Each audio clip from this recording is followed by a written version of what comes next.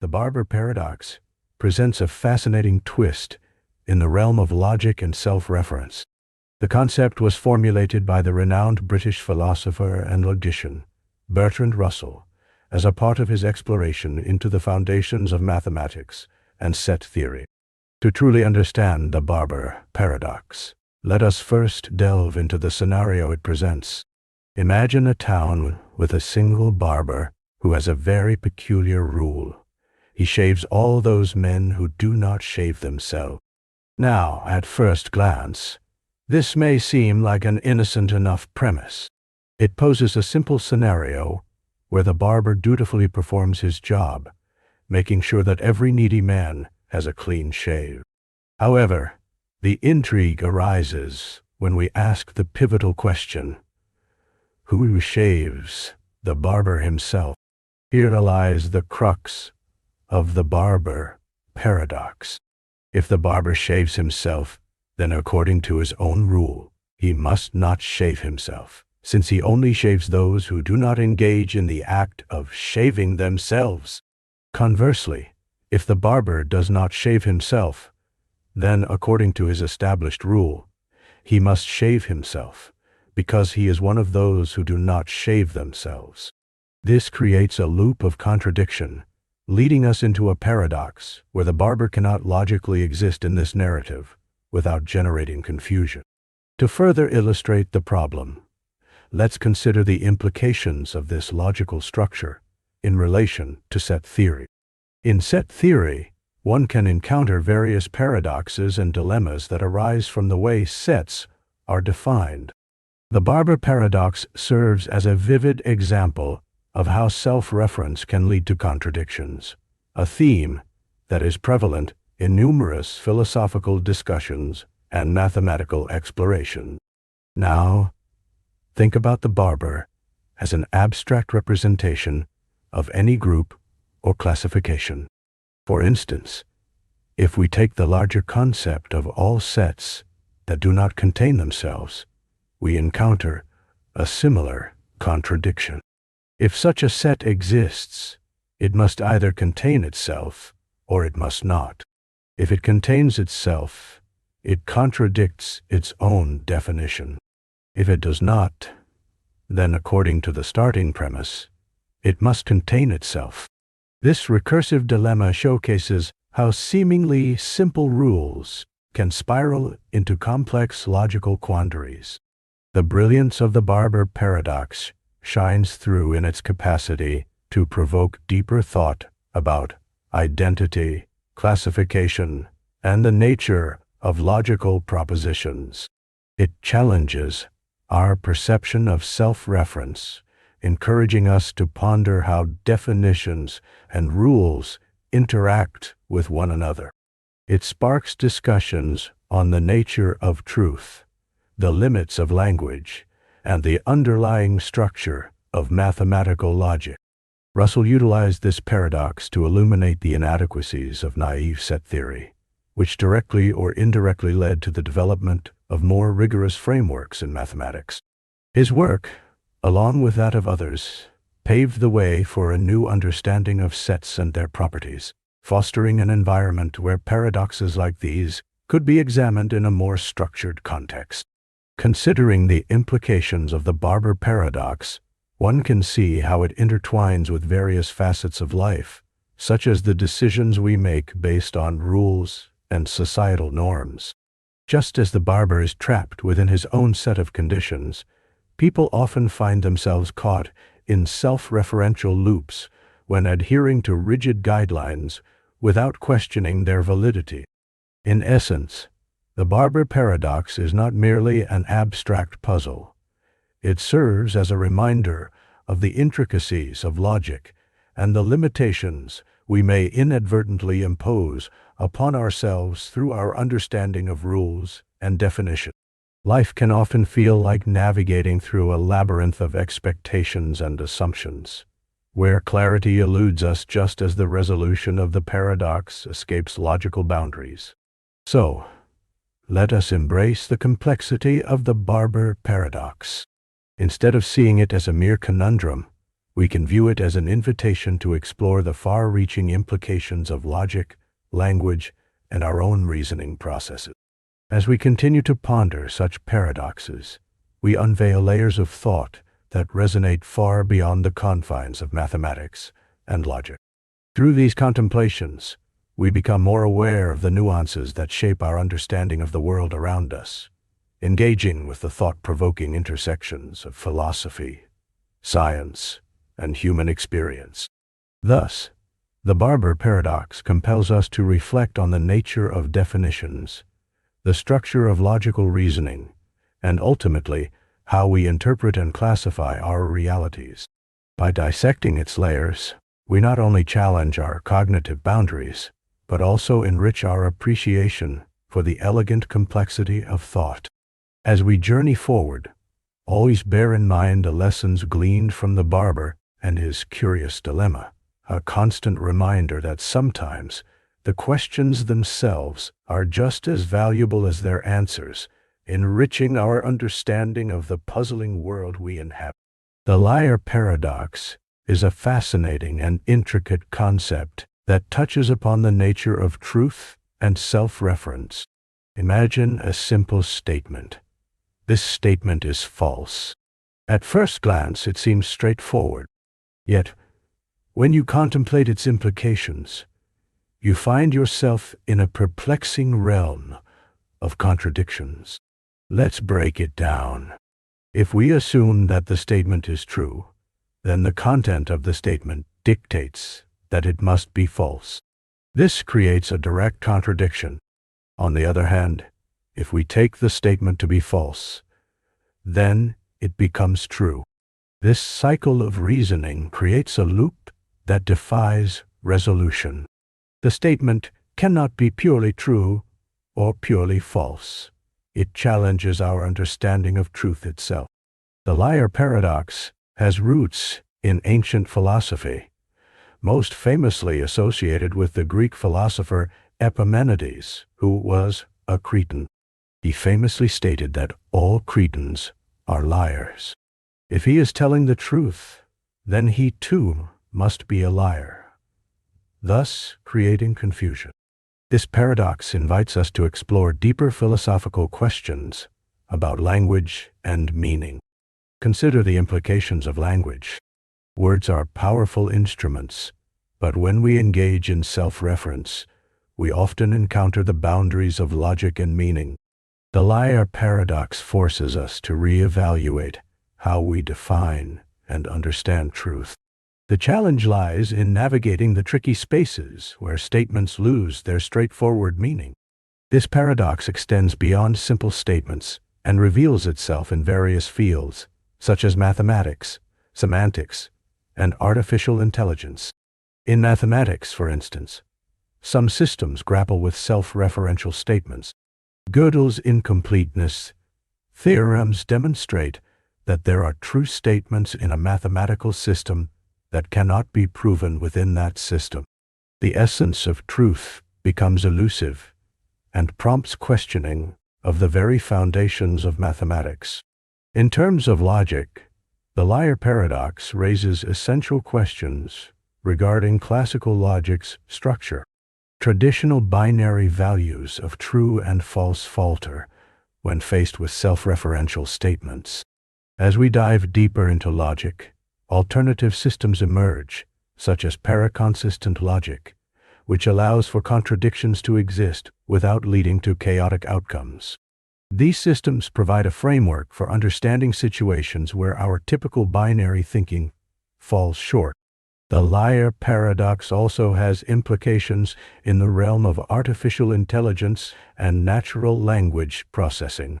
Machines must navigate language, sometimes encountering self-referential statements like the liar. How does a computer understand a sentence that contradicts itself? This challenge illustrates the complexities of language and the need for sophisticated processing methods. Programmers and researchers continuously seek ways to equip machines to handle such logical quandaries, pushing the boundaries of artificial intelligence. There are many intriguing variations of the liar paradox worth exploring. For instance, the liar's circle expands on it by considering statements that refer to themselves in increasingly complex relationships, deepening the contradiction. Multiple layers of self-reference led to an intricate web of truths and falsehoods, further complicating our understanding of statements and their inherent meanings. Philosophers have long debated the implications of the liar paradox. Some propose that the paradox highlights essential limitations in our language and the way we communicate. Others view it as an opportunity to explore the concept of truth itself, considering not just what is true or false, but the very nature of language's relationship to reality. By dissecting these layers, we uncover insights into how we construct our understanding of the world. The liar paradox also invites a fair amount of humor and creativity. It has appeared in literature, pop culture, and even jokes, serving as a playful reminder of the complexities of language. For example, one might jokingly say, "I am lying right now," leading to humorous conversations about the nature of truth. Such expressions evoke intrigue and laughter, demonstrating that philosophical puzzles can also entertain. In thinking about the liar paradox, consider the idea of self-reflection. Just as the paradox embodies self-reference, we too engage in self-examination in our lives. Our thoughts, beliefs, and expressions sometimes contradict each other, leading to moments of confusion. This reflection on our own contradictions can lead to deeper understanding and growth, much like the paradox leads to exploration within philosophy and logic. So, how does the liar paradox affect the way we understand language and communication? It serves as a reminder that clarity is essential. In a world filled with complexity, the pursuit of clear communication becomes vital. Striving for precision in our words can reduce ambiguity and enhance understanding. Ultimately, the liar paradox encourages curiosity and open-mindedness. It invites us to ponder the intricacies of language, truth, and logic. The exploration of such paradoxes expands our horizons, prompting us to consider the subtle interplay between what we say, how we understand it, and the often mysterious nature of reality. Through grappling with concepts such as the liar paradox, we become more equipped to navigate the complexities of thought and language, enriching our intellectual journeys. The paradox of the unexpected hanging is a fascinating concept that intertwines logic, surprise, and human reasoning. Picture a condemned man, a prisoner in a dimly lit cell, anxiously waiting for his fate. The judge has announced that he will be hanged on a weekday, and it will be a surprise. This seemingly straightforward statement leads to a baffling outcome that intertwines logic with the unpredictability of human intuition. To fully appreciate the paradox, let's break down the reasoning process. The prisoner begins by analyzing the conditions of his impending execution.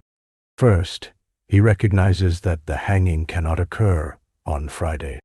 If the hanging has not taken place by Thursday evening, then Friday would no longer be a surprise. It would be the only day left. So, he dismisses Friday entirely from his mental list of possible dates.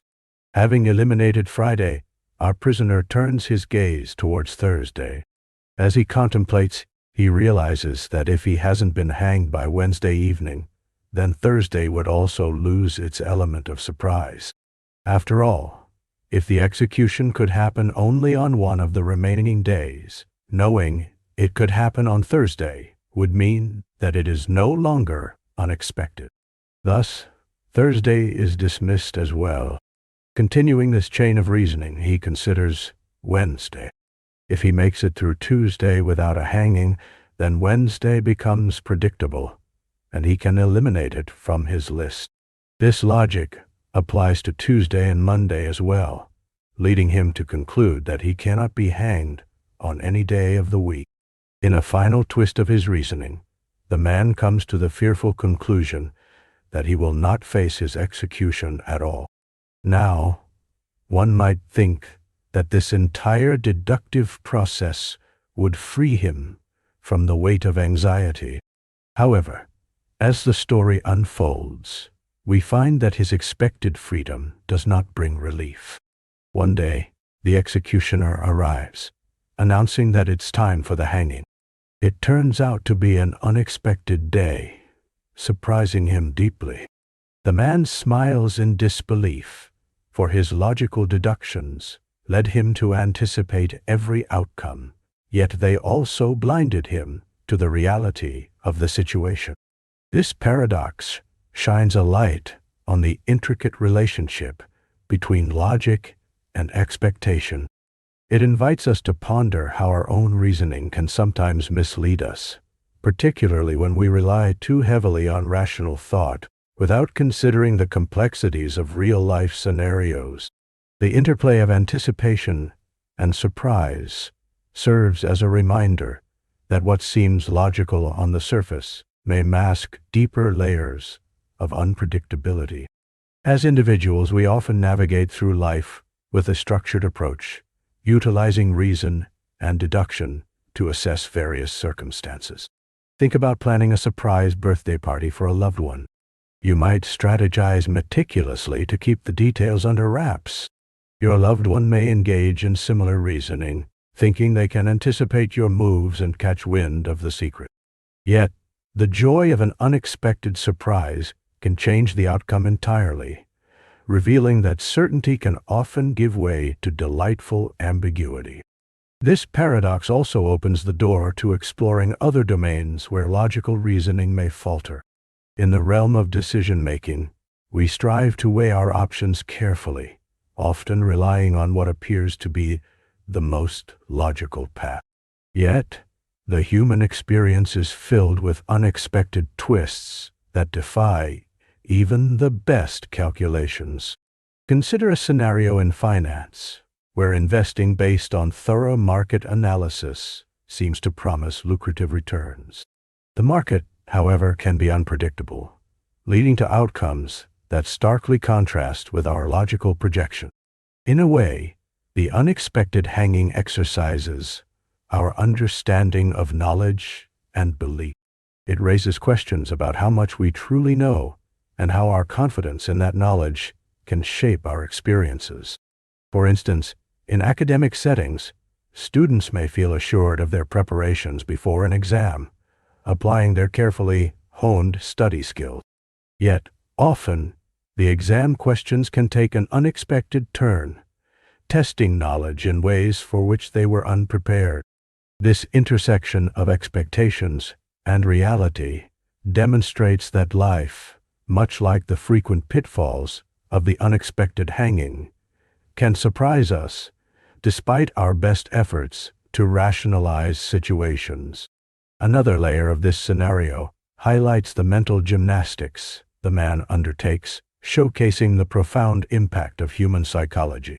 His building sense of certainty leads him to a unique paradox. The very logic that grants him confidence ultimately strips away the unexpectedness he so desperately clings to.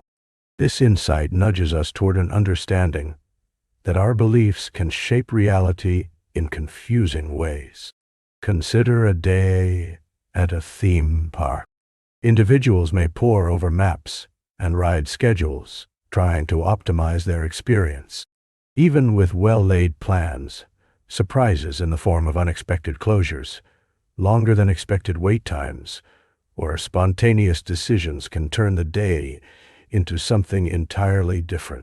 These unanticipated moments can transform a seemingly ordinary outing into an extraordinary memory. The paradox of the unexpected hanging serves as a fascinating lens through which to examine how we engage with logic, surprise, and human cognition. It illustrates the fragility of certainty in a world filled with unpredictability. It encourages us not only to embrace the unknown that life offers, but also to appreciate how reasoning can both illuminate paths and cast shadows where we least expect them. As we weave through the fabric of existence, let us remain mindful that sometimes the most profound experiences emerge not from the predictable, but rather from the delightful surprises that punctuate our journey. Thus, we can find beauty within the paradox itself, welcoming the unexpected as a vital component of our shared humanity. Zeno's Paradox of Achilles and the Tortoise presents an intriguing scenario that challenges our understanding of motion and infinity. Imagine this: Achilles, a swift and powerful hero known for his speed, engages in a race against a tortoise, which is far slower. To make the race more interesting, the tortoise is given a head start. This setup sets the stage for a thought experiment that reveals fascinating insights about distance, time, and the nature of infinity. Let's visualize the race. At the moment the race begins, the tortoise is placed ahead of Achilles, let's say 20 meters in front. You might think that Achilles, with his incredible speed, would quickly close that gap and surpass the tortoise.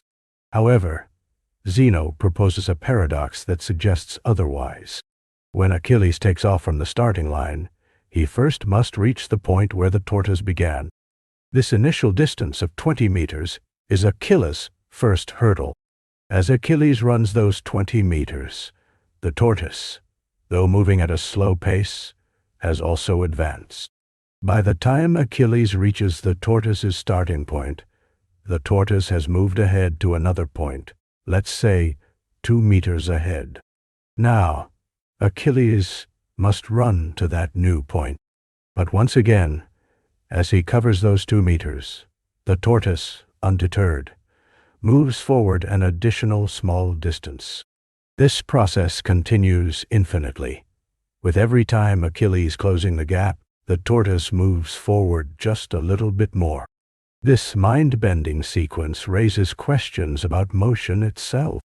Each time Achilles comes closer to overtaking the tortoise, he first has to reach the last point where the tortoise was. No matter how fast Achilles runs, he faces an infinite series of distances to cover, and Zeno's paradox suggests he will never truly catch up. The deeper beauty of this paradox lies not only in its exploration of speed and distance, but also in its implications for our understanding of limits and continuity. As we delve into this thought experiment, we find ourselves exploring the concept of infinite division. Imagine dividing a line segment into smaller and smaller parts. There is a sense of having an infinite number of points along that line. Likewise, in this paradox, we see that each segment of distance Achilles must cover can be endlessly divided. The tortoise always has a small amount of distance that he can still claim before Achilles reaches his last position. This paradox does not just challenge our perception of motion, it invites us to ponder the nature of infinity itself. It makes us question the fabric of reality. How can something that seems so straightforward portray such complexity? Can we reconcile our understanding of motion with the idea that actions can consist of an infinite number of steps? Zeno's paradox encourages thinkers throughout history, from mathematicians to philosophers, to rethink the underlying principles of motion. In the realm of mathematics, this paradox aligns closely with concepts of limits in calculus. While earlier thinkers struggled to comprehend how Achilles could not overtake the tortoise, modern mathematics offers a resolution. By understanding these infinite series, we recognize that while there are infinite checkpoints to reach, the total distance converges in such a way that Achilles does indeed overtake the tortoise in finite time. Let us consider how this dilemma manifests in everyday experiences. Picture a scenario where you are walking towards a friend. As you advance towards them, every step brings you slightly closer. Yet you realize that each smaller segment of your journey depends on first reaching where they were standing. Even though you know for certain you will reach your friend, Zeno's scenario encapsulates that feeling of endless pursuit, akin to life's many ambitions where the finish line is constantly shifting. The paradox has also been a source of inspiration for various fields, including physics and philosophy. Thinkers such as Aristotle attempted to tackle the implications of Zeno's logic, advocating that motion is indeed possible despite the divisions outlined by the paradox. The discussions prompted by Achilles and the Tortoise teach us important lessons about perception and reality. Even more so, the paradox can be viewed as a metaphor for life itself. The idea of striving towards goals and ambitions only to find obstacles or new challenges at every turn mirrors the dynamic of Achilles and the Tortoise. This incessant pursuit, despite the hurdles, resonates with the human experience, an endless journey filled with challenges that require tenacity and determination. In exploring Zeno's Achilles and the Tortoise, we recognize that what may seem like a straightforward idea can unveil layers of complexity that encourage us to rethink our perceptions and understanding. This paradox serves not just as an intellectual exercise, but as a reminder of the beauty and intricacies of both mathematics and life. It illustrates the endless nature of our pursuits and the infinite potential of thought. As we reflect on this paradox, we can appreciate how it continues to provoke thought and inspire curiosity. Whether in mathematics, philosophy, or our personal lives, the story of Achilles and the Tortoise is a testament to the challenge of capturing the fleeting boundaries of motion and ambition. Each time we engage with Zeno's thought experiment, we discover new perspectives, inviting us to explore the horizons of our understanding. Imagine a scenario where someone discovers the secret to time travel. It's an extraordinary concept, leading to a multitude of possibilities and questions. One of the most notable enigmas in this realm is known as the Grandfather Paradox, a thought experiment that raises fascinating and perplexing implications about the nature of time, causality, and existence itself. To illustrate this paradox, let's travel back to an imagined timeline. You step into a time machine and venture back to the year 1920. Your objective is rather unusual. You plan to prevent your grandfather from meeting your grandmother. You may have several reasons for wanting to do this. Perhaps you believe that his choices led to a significant negative impact on your family's history. As you arrive in 1920, you locate your grandfather and, for whatever reasons, prevent him from crossing paths with your grandmother. Now, what happens next? In this scenario, if your grandfather never meets your grandmother, this means that the necessary ingredients for your existence are taken away. Without their union, your parents would never be born, and consequently, you would never come into existence.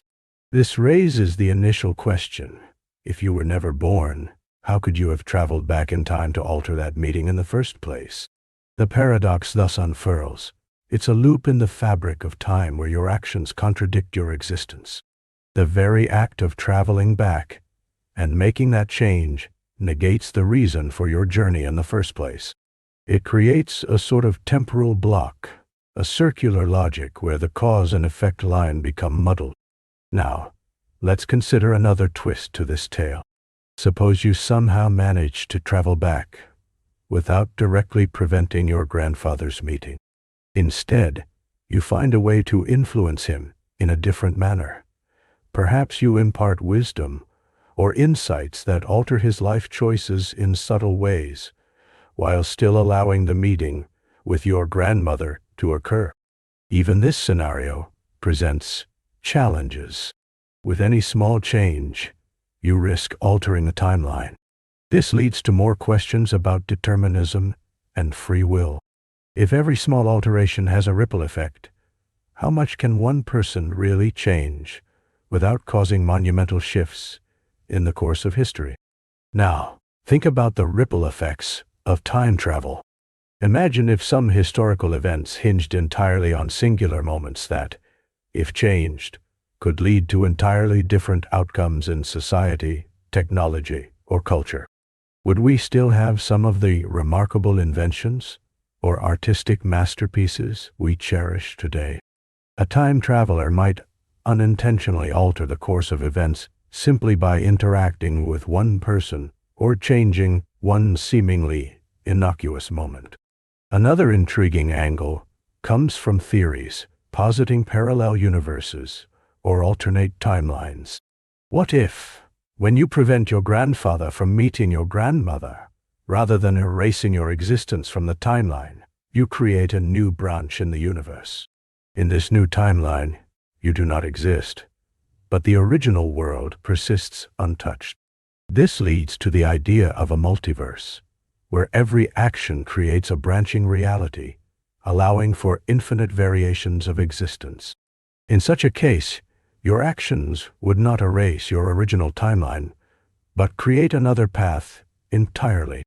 Additionally, the Grandfather Paradox invites contemplation about causality. What if every action in the past was meant to happen, predetermined by the very forces of time? What if your attempt to alter history is a part of history itself, meaning that your grandfather was always destined to meet your grandmother, and everything you do while time traveling was a component of that plan? This thought extends to the nature of choice. Are our decisions simply the result of preceding events leading back through time, or do we have the power to dictate our paths through conscious action? As we explore these possibilities, the implications become ever more complex. The Grandfather Paradox does not just hold significance within philosophical discussions. It also crops up in literature, film, and popular culture, often depicting characters grappling with the ethical ramifications of their actions through time travel. Stories illustrate the clash between the desire to change the past and the stark reality of time's resilience against such alterations. In closing, the Grandfather Paradox is not merely about a person trying to erase their lineage. It serves as a profound exploration of existence, choice, and the intricate dance of cause and effect that binds time together. Each possibility spins a new thread in the fabric of reality, inviting us to ponder not just our past, but the very essence of our actions and their ripple effects in the grand tapestry of the universe. The mystery of time travel continues to fascinate, reminding us that in every tick of the clock there might lie a myriad of choices, outcomes, and yes, an infinite number of selves yet to be discovered. The Omnipotence Paradox is a fascinating philosophical conundrum that has intrigued thinkers for centuries.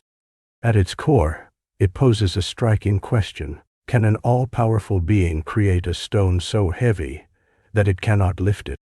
This inquiry challenges our understanding of power, capability, and the very nature of omnipotence itself. To grasp the depth of this paradox, let us first consider the concept of omnipotence. An omnipotent being is typically described as having unlimited power and the ability to accomplish anything that is logically possible. However, when we introduce the notion of this being creating a stone too heavy for itself to lift, we quickly encounter a contradiction. If the being can lift any stone, then it cannot create such a stone.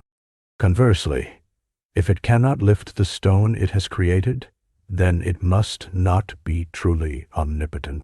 This paradox invites us to examine the definition of power. In many philosophical discussions, power is understood within the framework of logical consistency. While an omnipotent entity may be capable of performing any action that does not contradict its own nature, the creation of a stone it cannot lift may be seen as a self-negating task. For instance, consider a situation where someone asks, can they create a round square? The very nature of a square contradicts the concept of roundness. Similarly, asking an omnipotent being to create a stone it cannot lift raises the question of whether that task is logically coherent at all. To further illuminate the paradox, let us explore analogies found in everyday life. Imagine a master chef who can cook any dish imaginable. If you asked this chef to prepare a meal so spicy that they would be unable to eat it, the request itself becomes problematic. If the chef is truly skilled, they would be able to control the spice level to ensure they can enjoy the dish they created, just as an omnipotent being would retain the ability to lift any weight it generates. This thought experiment cannot simply be dismissed as an idle query. Rather, it underscores the limitations of language and thought when engaging with concepts like omnipotence. Inherent in the paradox is a reflection of how we define power. Suppose we accept that the omnipotent being can create anything it wishes, yet the existence of a stone too heavy to lift introduces a logical inconsistency. This tension illuminates the idea that perhaps true omnipotence does not necessarily entail the ability to perform logically contradictory action. Philosophers like Thomas Aquinas have addressed similar issues, arguing that God's omnipotence is bound by the nature of truth and logic. From this standpoint, omnipotence does not imply the ability to do the impossible, but rather the capacity to do all things that are possible within the confines of logic and reality. This perspective invites us to consider that true omnipotence aligns with the coherence of existence rather than an unfettered ability to engage in contradictory scenarios. Historically, various cultures and belief systems have presented their understanding of divine power. For instance, in some religious traditions, deities are recognized for their immense capabilities, yet they are also depicted as existing within a framework of order and moral laws. This can lead to intriguing discussions about the limitations of power and the responsibilities that accompany it. Furthermore, the Omnipotence Paradox often leads to deeper reflections on free will and determinism. If an all-powerful being indeed governs the universe, does this imply that every action and decision is preordained?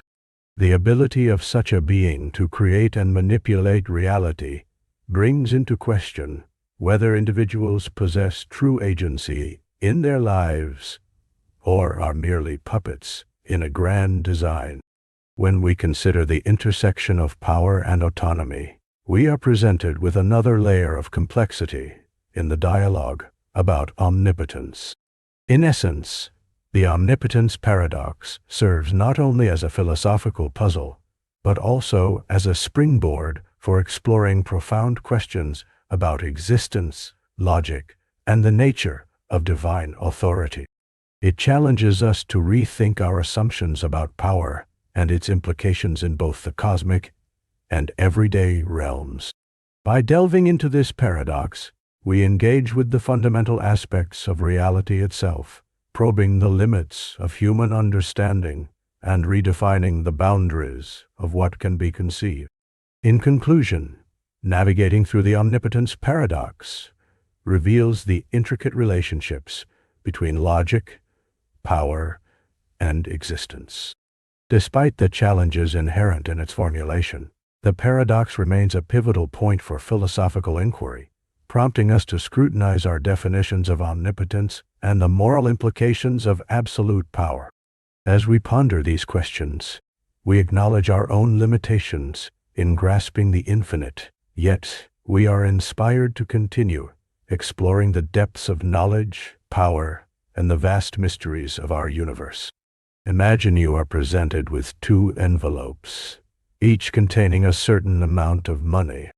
You are told that one envelope has twice the amount of money compared to the other. Naturally, you want to maximize your winnings. You pick one envelope, take a peek inside, and see a certain amount of cash. But then, a question arises. Should you stick with this envelope or swap it for the other one? At first glance, the logical step appears to be to switch. After all, the other envelope could hold more. If the envelope you first opened contains a small amount, the other one could potentially contain double that amount. Conversely, if you find a large sum, the envelope you did not pick could also contain a smaller value. This situation creates an intriguing puzzle that captures the imagination. Let's break the problem down a bit more. Suppose you open the first envelope and see $100 inside. There's a 50% chance that the other envelope contains $200, and there is also a 50% chance that it contains $50. It feels tempting to think that switching is statistically wiser because you are riding on the potential for a greater gain. However, when you do the math, it seems like the expected value of switching is always in your favor. In reality, if you calculate the expected value for switching envelopes based on the contents of the envelope you currently hold, it leads to an endless loop of swapping. Each time you consider the possibility of the other envelope, you find a rationale for making the switch, creating an illusion of an infinite cycle that has no end. This conundrum illustrates a key concept in probability theory, showcasing how our intuitions can sometimes misguide us. The problem demonstrates that our decision-making is often based on perceived gains, but the outcomes are inherently uncertain. Each switch presents an opportunity, yet it is also a step deeper into the rabbit hole of uncertainty. To provide another perspective, imagine a simple metaphor, a game of heads or tails. If I told you that I had a magic coin which flips heads with a higher probability, you might want to keep guessing, rather than settling on a single outcome. However, trying to chase after the highest potential leads to endless guessing. In this way, the two envelopes problem teaches us a lesson about being comfortable with uncertainty and recognizing the limits of our strategies. Furthermore, the allure of what could be often entices us to continue searching for a better option, almost to the point of obsession. The challenge lies in understanding when it is wiser to stop and appreciate what you have, rather than getting lost in the quest for more. Another aspect of this problem is related to decision-making and human behavior. We often evaluate outcomes based on imagined scenarios where success seems achievable by taking action. However, this situation exemplifies that sometimes what we have might be the best outcome, even if it feels like there could be something greater, just out of reach. In everyday life, we may find ourselves in situations that resemble this dilemma. Think of career opportunities. You may have a job that pays well, but wonder whether a different position at another company might pay even more. It leads you to question whether you should make a move. This thought process mirrors that of the two envelopes, highlighting our tendency to chase after perceived better alternatives. Moreover, this scenario also touches on the risks and rewards involved in any choices we face. The desire to switch envelopes might reflect a deeper human desire to pursue more than what is currently available, raising the question of how we navigate the choices in our lives. In conclusion, the two envelopes problem is not just about probabilities and money. It serves as a broader metaphor for decision-making, uncertainty, and the human condition. It invites us to reflect on how we gauge our choices and whether our motivations are rooted in a realistic understanding of our circumstances or a longing for what might lie beyond the current envelope. Always remember, It's essential to weigh the probabilities, embrace uncertainty, and recognize the value in both choice and acceptance. Whether or not one envelope is richer than the other remains a captivating mystery, urging us to consider not just what we seek, but also the wisdom in what we already hold. Imagine a ship that has sailed the oceans for generations, tied to its home port by stories of adventure and exploration. This ship, known as the Ship of Theseus, has wooden planks that have weathered storms, sails that have caught the wind, and a hull that has supported countless journeys. Over time, however, the elements take their toll, and parts of the ship begin to rot. To preserve this beloved vessel, the shipbuilders embark on a meticulous restoration project, replacing the rotting boards with new wood, mending the sails with fresh fabric, and ensuring the hull is as sturdy as ever. As the restoration progresses, each plank that is replaced is labeled and stored away, while the new, equally robust replacements are firmly fitted in place. The ship remains afloat, its form recognizable to all who have seen it, sailing under the same colors and making the same routes. However, here lies the captivating question. Is it still the Ship of Theseus? Every ship is made of parts that can change over time. This transformation can prompt deep thinking about what identity truly means. Is it the materials that make the ship? Or is it its continuity of experience on the waves, the routes traveled, and the adventures shared? Let's explore another dimension of this thought. Suppose the original pieces of the Ship of Theseus are collected and assembled into a new ship after all the replacements are done. This new creation has the same planks, the same sails, and even the same hull that once sailed the open sea. Which vessel rightfully inherits the identity of the Ship of Theseus? Consider a metaphor with a bicycle. As the wheels wear down, they are replaced one by one. Next, the frame shows signs of rust, and it too gets swapped out for a new one. By the end of this process, you have a bicycle made entirely of new parts.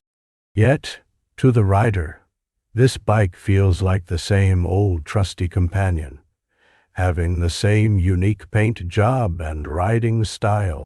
When you think back to the experiences you've had pedaling along winding paths and through parks, you might still call it your bike, even if every individual piece has been replaced. This philosophical inquiry stirs thoughts about what it means to be the same. It invites reflections on personal identity as well. Just like the ship or the bicycle, each person undergoes constant change. Every experience leaves its mark, every relationship influences who we become, and time itself transforms our thoughts and feelings.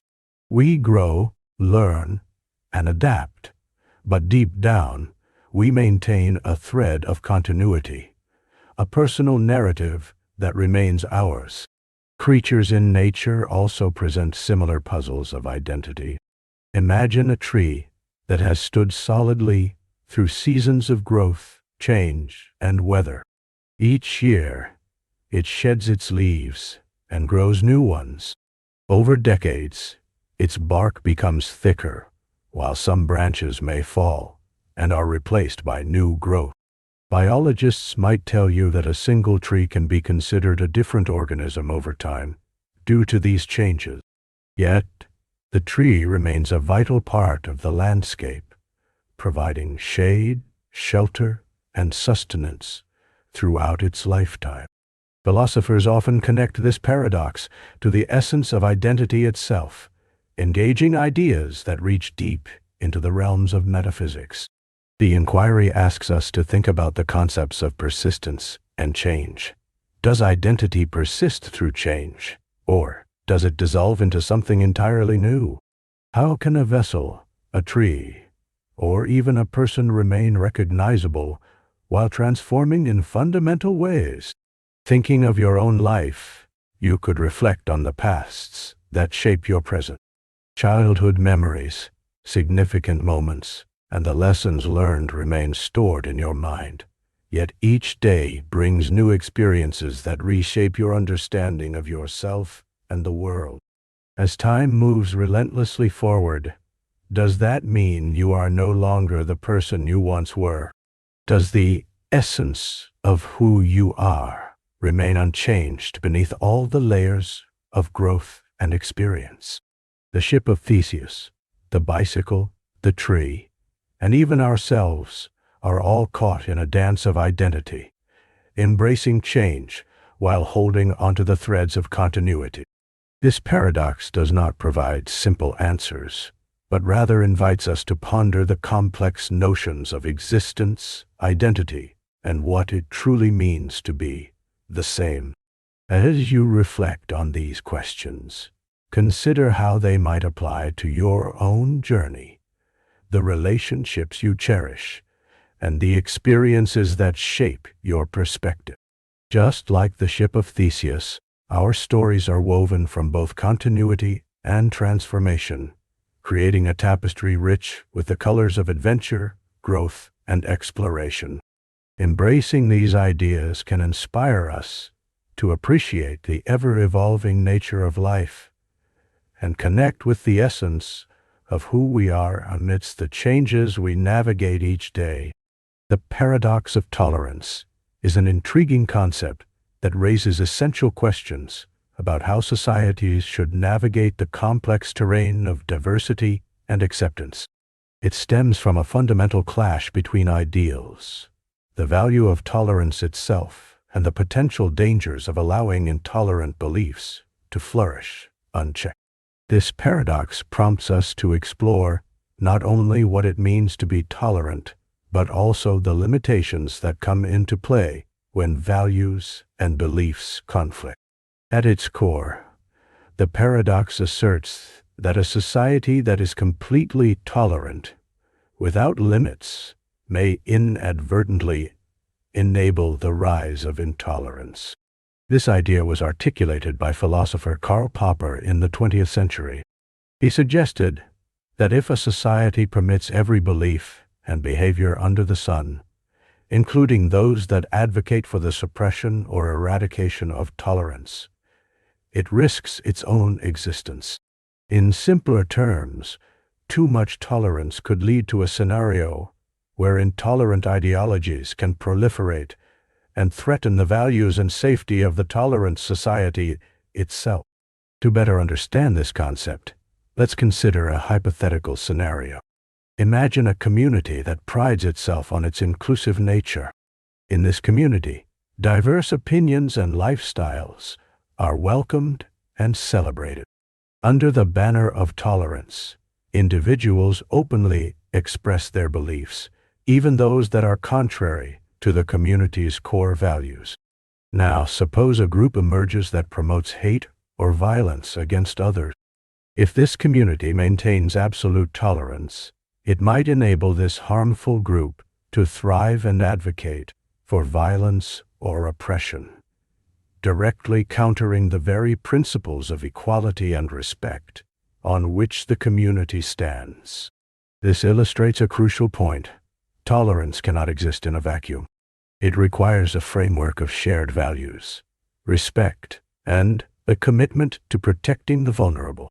Therefore, society must consider carefully where the lines should be drawn.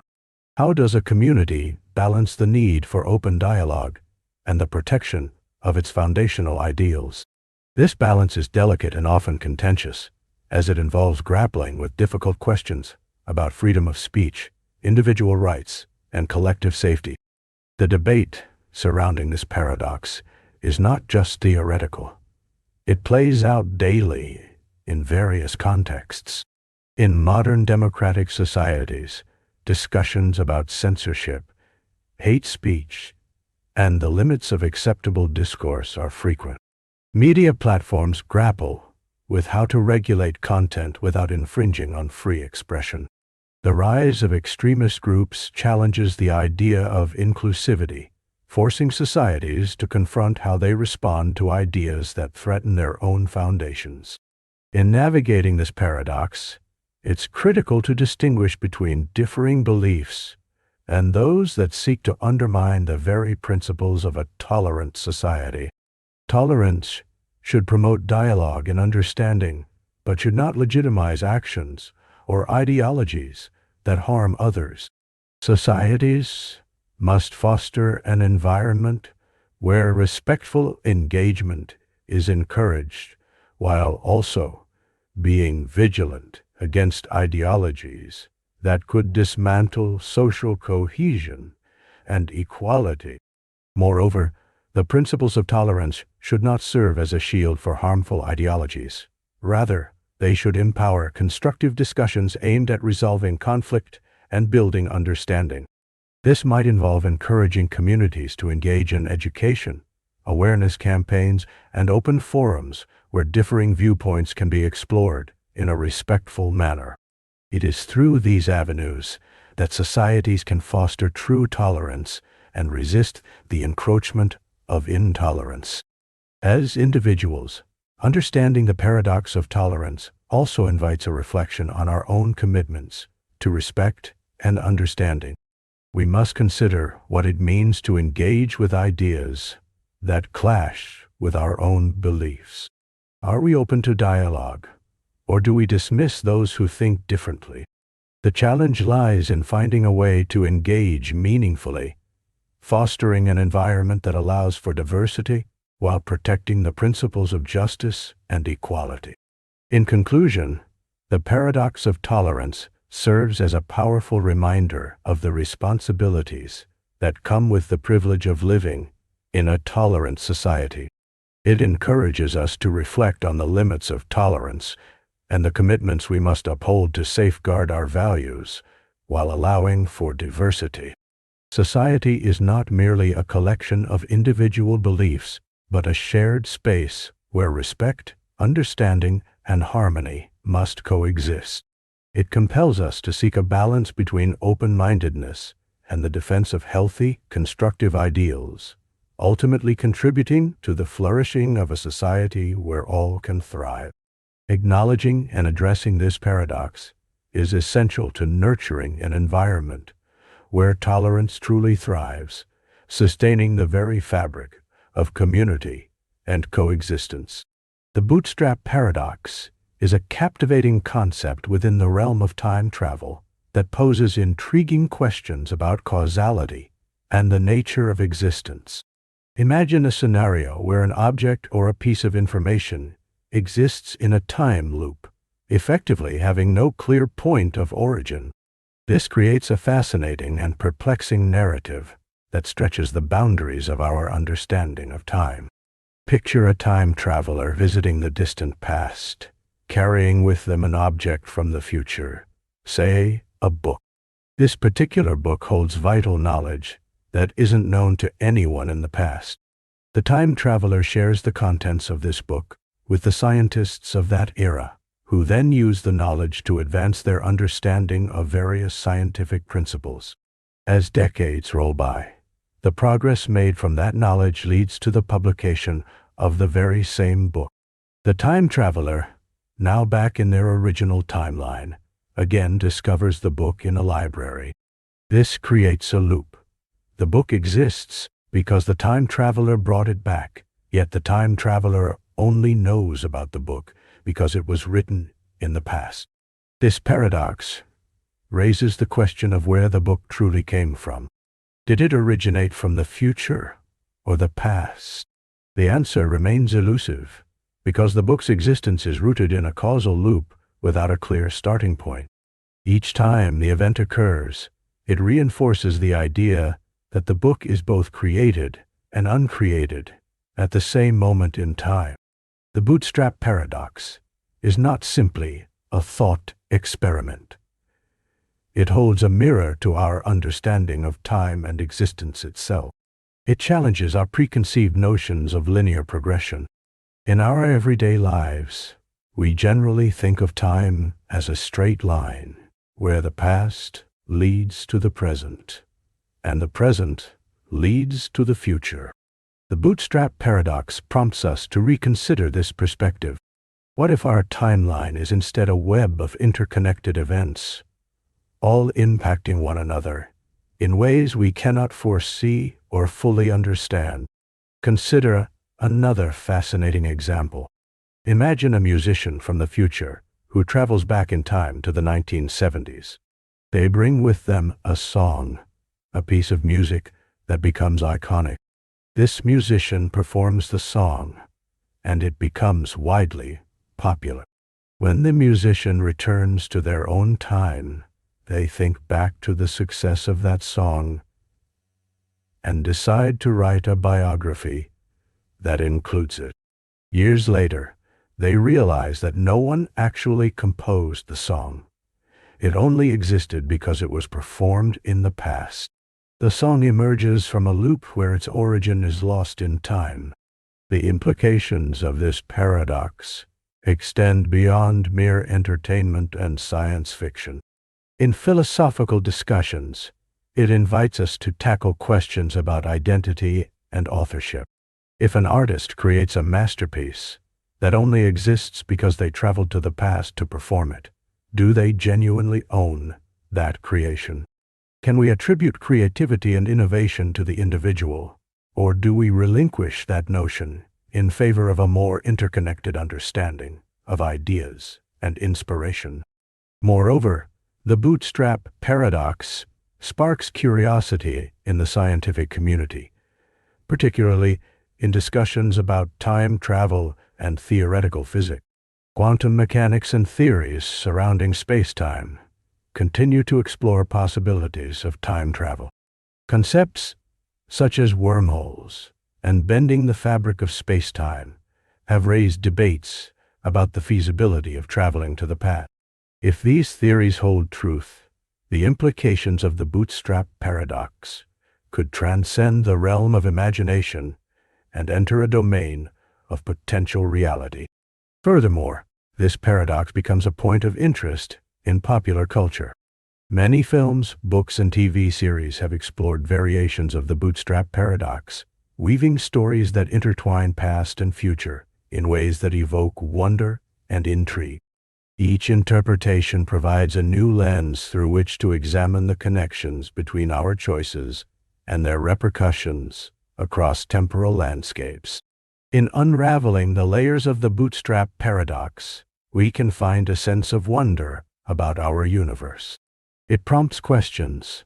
What if our way of experiencing time is just one aspect of a much larger cosmic narrative? What threads tie our actions to moments experienced centuries away, or to events that have yet to unfold? This complex interplay of time invites not only introspection, but also excitement for the unknown. The concept highlights the significance of each moment and the potential reverberations of our actions. As we ponder over the Bootstrap Paradox, a tapestry of thought emerges, urging curiosity about how seemingly disparate events can converge to create something remarkable, something that defies the conventional boundaries of time.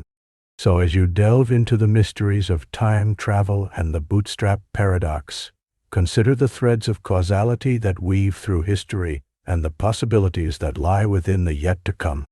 Embrace the paradox and allow your imaginations to wander through the endless possibilities of where that journey may lead, forever playing with the boundaries of reality and fiction. Once upon a time, in a vibrant and lush landscape, there was a cunning crocodile who was known for his wit and tricky deals. This crocodile lived near the edge of a river, surrounded by dense foliage and the sounds of nature. Animals often spoke of his cleverness, but he was also feared for his unpredictability. One sunny afternoon, a frantic parent approached the crocodile, their heart racing with worry. The crocodile had just snatched away their child during a moment of carelessness, and desperation filled the air. The crocodile, however, was not just any ordinary reptile. He relished puzzles and enjoyed challenging the creatures of the forest with riddles and logical conundrums. In his playful way, the crocodile devised a plan to turn the situation into a challenge. As the parent begged for their child's return, the crocodile proposed an unusual wager. He said, "I will return your child, but only if you can guess correctly what I will do." The parent, though terrified, was intrigued by this strange offer. The crocodile explained his condition further. If the parent could correctly predict whether he would return the child or keep him for himself, the crocodile would honor his word. But, he added an intriguing twist, if the parent guessed wrong, the child would remain with him, forever lost. The parent, while consumed with worry, pondered the implications of this wager. If the parent guessed that the crocodile would return the child, and the crocodile decided to keep the child instead, it would mean they had failed. Conversely, if the parent chose to believe that the crocodile would keep the child, and the crocodile returned him as promised, it would also mean the parent had lost the bet. This situation creates a perplexing logical bind, often referred to as the Crocodile Paradox. On the one hand, the parent could only state what they believed the crocodile would do. However, the crocodile was known for his cunning and flexibility in such deals. What if the crocodile decided to keep the child despite the parent's correct guess, or to return the child simply to outmaneuver the parent's expectations? As the parent contemplated this puzzle, many questions bled into their thoughts. What did it mean for the crocodile to be honest? What if the crocodile was playing a cruel game, leading them on a path toward despair? The parent, desperate to think clearly, began to explore each possibility in detail. This kind of logical puzzle twists reality into a series of intricate threads, weaving a narrative that both provokes thought and evokes emotion. The parent had to consider each outcome carefully. They could analyze every reason why the crocodile might decide to either return the child or keep him. Would the crocodile be tempted to prove his cleverness by leaving the child with him?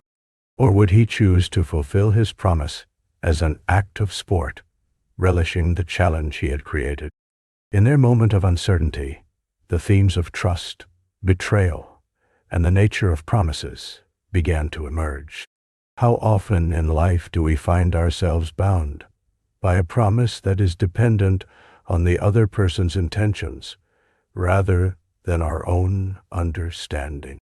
The crocodile had placed the entire responsibility on the parent to make a single call, with emotions running high and desperation clouding their judgment.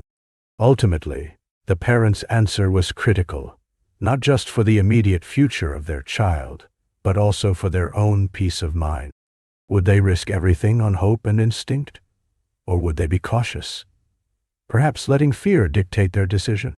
Each option bore significant weight, and as they deliberated, the surrounding wildlife observed quietly, intrigued by the unfolding drama. This paradox teaches us something profound about the nature of predictions and choices. It holds a mirror to our own decision-making processes, illustrating how we navigate the balance between uncertainty and the desire for control. In a world filled with complexities, the choices we make often reside in the bounds of paradoxes that challenge our understanding of logic and emotion. The crocodile watched closely, a sly smile creeping across his face, amused at the predicament the parent found themselves in. After what felt like an eternity of contemplation, the pressure of the moment reached its peak. With a heart full of hope, the parent finally expressed their belief, whether rooted in faith or calculation. The reaction of the crocodile hung in the air like the thick humidity of the day. A game of minds and hearts was unfolding, and the waiting creatures held their breath in collective anticipation. No matter how predictable or unpredictable the crocodile took this unfolding drama, it was destined to become a tale that would be remembered and recounted throughout generations. A mix of logic, emotion, and cunning. The Crocodile Paradox would linger long in the thoughts of those who heard it, beckoning them to ponder the profound ties between choice, trust, and the unpredictable nature of life itself. The paradox of the ravens, often referred to as Hempel's paradox, is a fascinating mental exercise that dives deep into the realms of logic and philosophy, compelling us to think critically about how we gather evidence and what it truly means for something to be proven true. The paradox presents us with a scenario that initially seems straightforward, but leads to unexpected conclusions that challenge our intuitions regarding logic and scientific reasoning. To start, let's consider a straightforward claim. All ravens are black. This assertion seems simple enough and is easily verified by observing ravens in their natural habitat.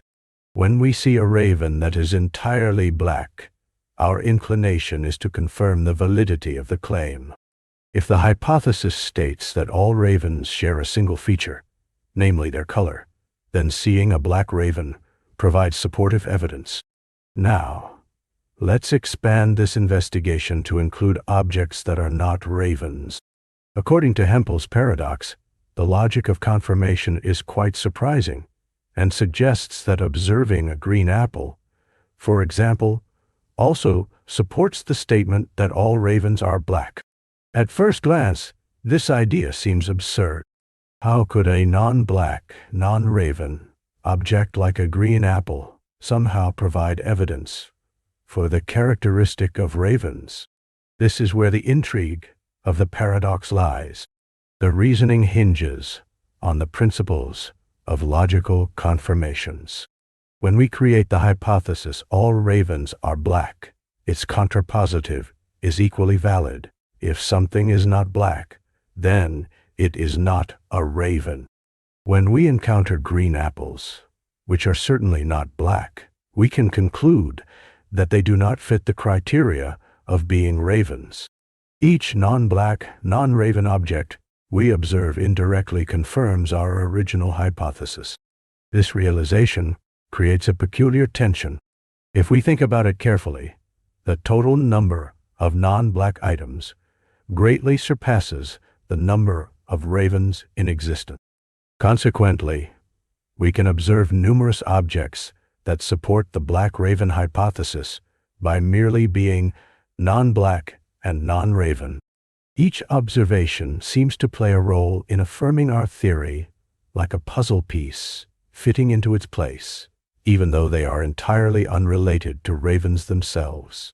However, this ultimately leads to questions about the nature of evidence and how we substantiate our claims. What truly constitutes valid evidence? Should the focus remain solely on ravens and their coloration? Or can we expand our horizons and consider that non-black objects might inadvertently lend support to our beliefs? This paradox forces us to reassess our assumptions about example-based evidence and limits of inference. To illustrate further, think about a different scenario. Say we propose that all fish can swim. If we then observe a tree, we recognize that does not swim. Thus, the tree indirectly supports our statement about fish. However, claiming that trees validate our understanding of fish introduces absurdity into the mix. Hence, the paradox illustrates a breakdown in our intuitive grasp of the relationship between observations and the claims we aim to validate. In the realm of science and philosophy, Hempel's paradox invites us to question the cognitions that guide our understanding and the claims we strive to. 1. Clarify. We need to determine what counts as relevant evidence and how to focus on it without getting lost in unrelated observations. 2. Analyze. Understanding the distinctions between correlation and causation becomes essential as we delve even deeper into such paradoxes. 3. Expand. Recognizing our ideas and hypotheses requires us to consider diverse fields of knowledge, engaging critically with various perspectives. The implications of the paradox of the ravens extend beyond philosophical musings and can be found at the very core of scientific inquiry. The process of confirming or rejecting hypotheses illustrates a broader narrative about how theories are structured and how contradictions can emerge from seemingly sound reasoning. This paradox serves as a compelling reminder of the complexities embedded within our understanding of logic, empirical evidence, and scientific reasoning. It pushes the boundaries of how we comprehend the connections between observations and the claims they may support or undermine. Moreover, it highlights the importance of rigorous debate within philosophical and scientific communities, as different interpretations of logic can yield distinct conclusions. As a result, the paradox serves to cultivate an ongoing dialogue, with continued exploration and discussions surrounding evidence, hypothesis confirmations, and the validity of observations. The paradox of the ravens ultimately contributes to our growth and understanding of these potent concepts. In conclusion, Hempel's paradox expertly intertwines simplicity with complexity, posing questions that stretch the limits of our reasoning abilities. It challenges us to reconsider what is considered evidence and how our conclusions might not always align with our intuition. Engaging with this paradox can provoke thoughtful discussions and serve as an intellectual exercise that invites individuals to expand their thinking and embrace the intricacies of logical reasoning. Through this exploration, we become participants in a rich philosophical journey that ultimately deepens our understanding of knowledge, belief, and the fascinating world of logic. The paradox of value is a fascinating concept that challenges our understanding of value itself, particularly when comparing items that are essential for survival with items that are considered luxurious or non-essential. Take water and diamonds, for instance. On the surface, it may seem illogical that diamonds, a gem that serves no practical purpose in our daily survival, hold a higher market value than water, which is crucial for life. To understand this paradox, we first need to explore the fundamental principles of supply and demand. Water is abundant in many regions of the world. In some places, it flows freely from taps and streams, making it accessible and inexpensive. This abundance contributes significantly to its lower price in monetary terms. On the other hand, diamonds are not found everywhere, and their extraction process is labor-intensive and costly. The rarity of diamonds elevates their status, saturating the market with high demand and limited supply. Moreover, value can be subjective. Human perception plays a crucial role in determining how we value different things. Diamonds have been ingrained in our culture as symbols of beauty, wealth, and love. Think about the classic traditions that surround engagement rings, often adorned with a sparkling diamond. This cultural significance attaches an intrinsic value to diamonds that transcends their physical properties. Water, despite being essential for survival, is often taken for granted because it is available to so many in everyday life, leading to a lower perceived value. Let's take a moment to consider examples from different scenarios. Imagine a hot summer day. If you're standing in the sun without water, you may realize just how crucial it is for your well-being. However, if you are in a jewelry store surrounded by glimmering diamonds, the allure and beauty of these gems might mesmerize you, capturing your attention in a way that water never could. This immediate emotional response to diamonds highlights why diamond rings can command thousands of dollars, while the same amount of money could buy an abundance of water, enough to quench several people's thirst for a significant period. Additionally, marketing plays a vital role in shaping our perceptions of value. Over hours of advertising, diamonds have been portrayed as the ultimate gifts of love, value, and commitment. Campaigns such as "A Diamond is Forever" have cemented this belief in our societal consciousness. Such a strong marketing narrative has created a perceived scarcity, as if diamonds are treasures to be coveted, while the image of water is more functional and mundane. This thought exercise also leads to discussions on capital and economics. The economic principle of marginal utility can help shine a light on this paradox.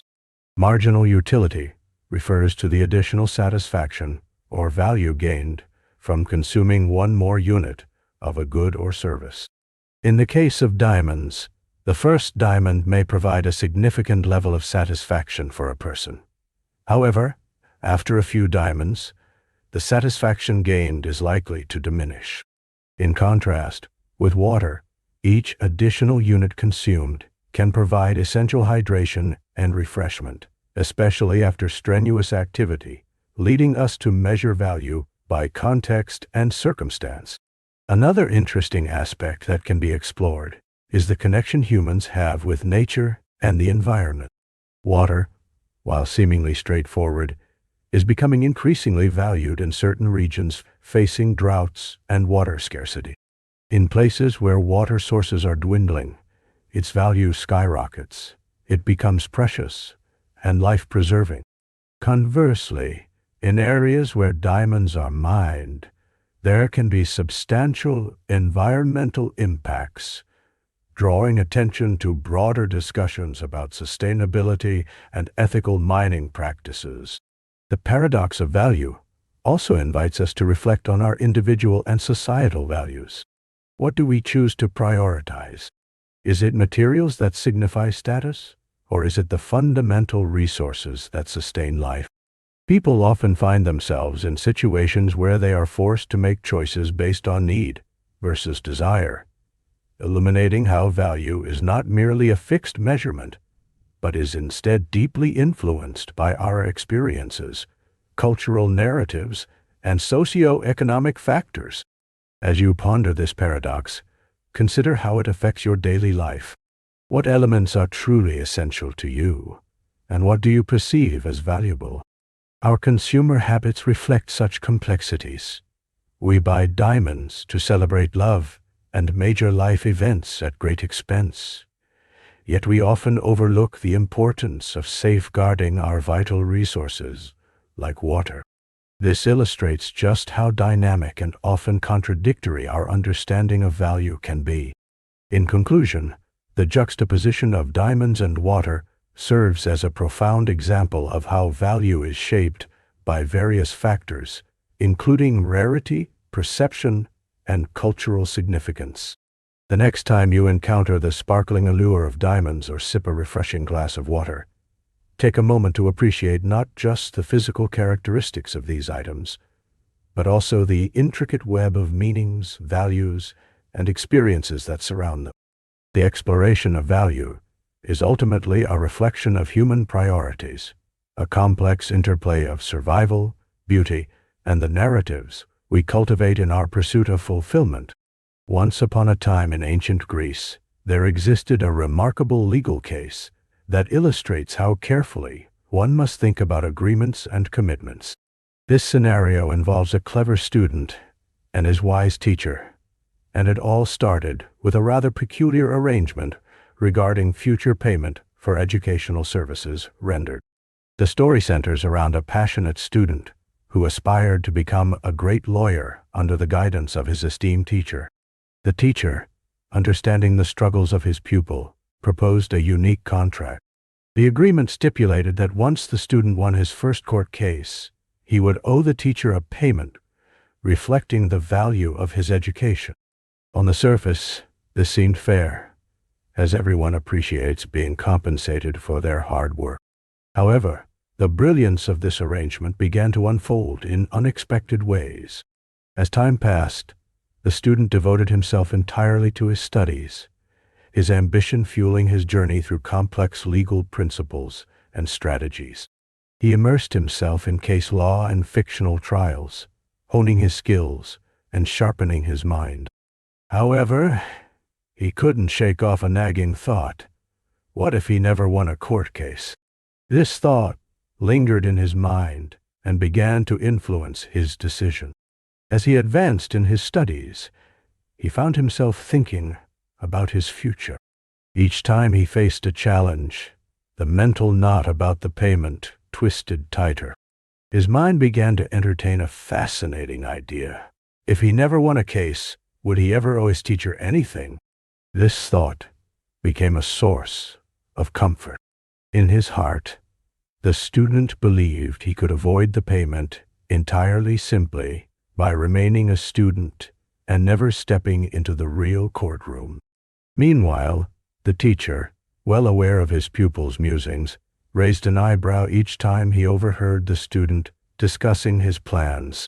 He knew that the student's interpretation of their agreement held a certain logic, but was also deeply flawed.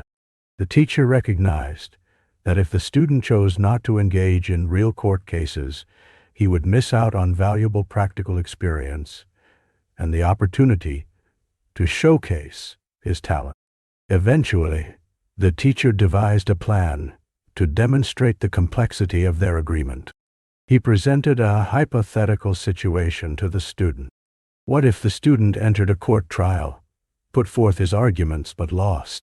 Would he still owe the teacher payment based on the contract?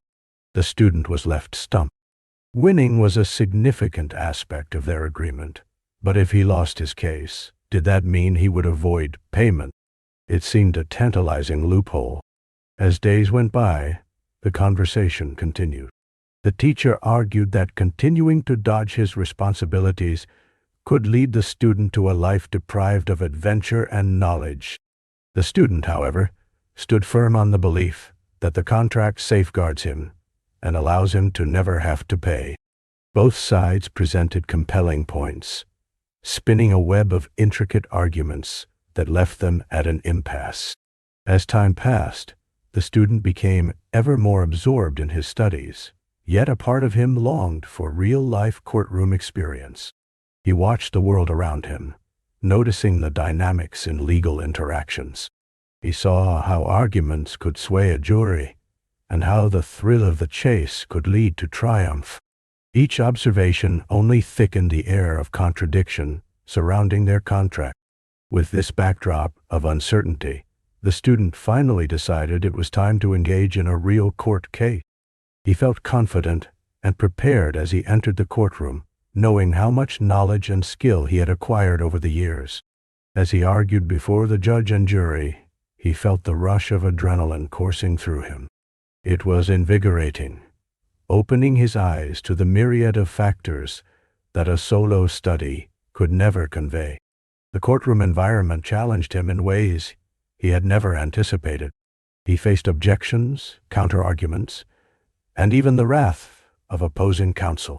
Each moment tested his resolve and intellect. Finally, after a whirlwind of legal battles and great persuasion, he emerged victorious. The satisfaction of winning was immense, but looming over him like a cloud was the reminder of the contract with his teacher. Now, he was faced with an undeniable truth. He owed his teacher for the wisdom shared, for the knowledge cultivated. However, he paused. The burgeoning conflict within him echoed the prior discussions. There was a paradox at play. Did he truly owe the teacher after all? Or could he argue that winning did not necessitate payment due to the nature of their agreement?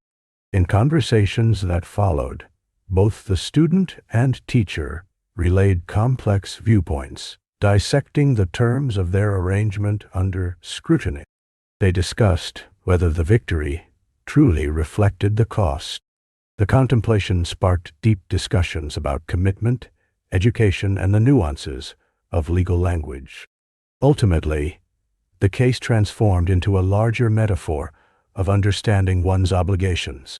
Contracts can be intricate, and their meanings sometimes reveal layers of interpretation that challenge our notion of commitment.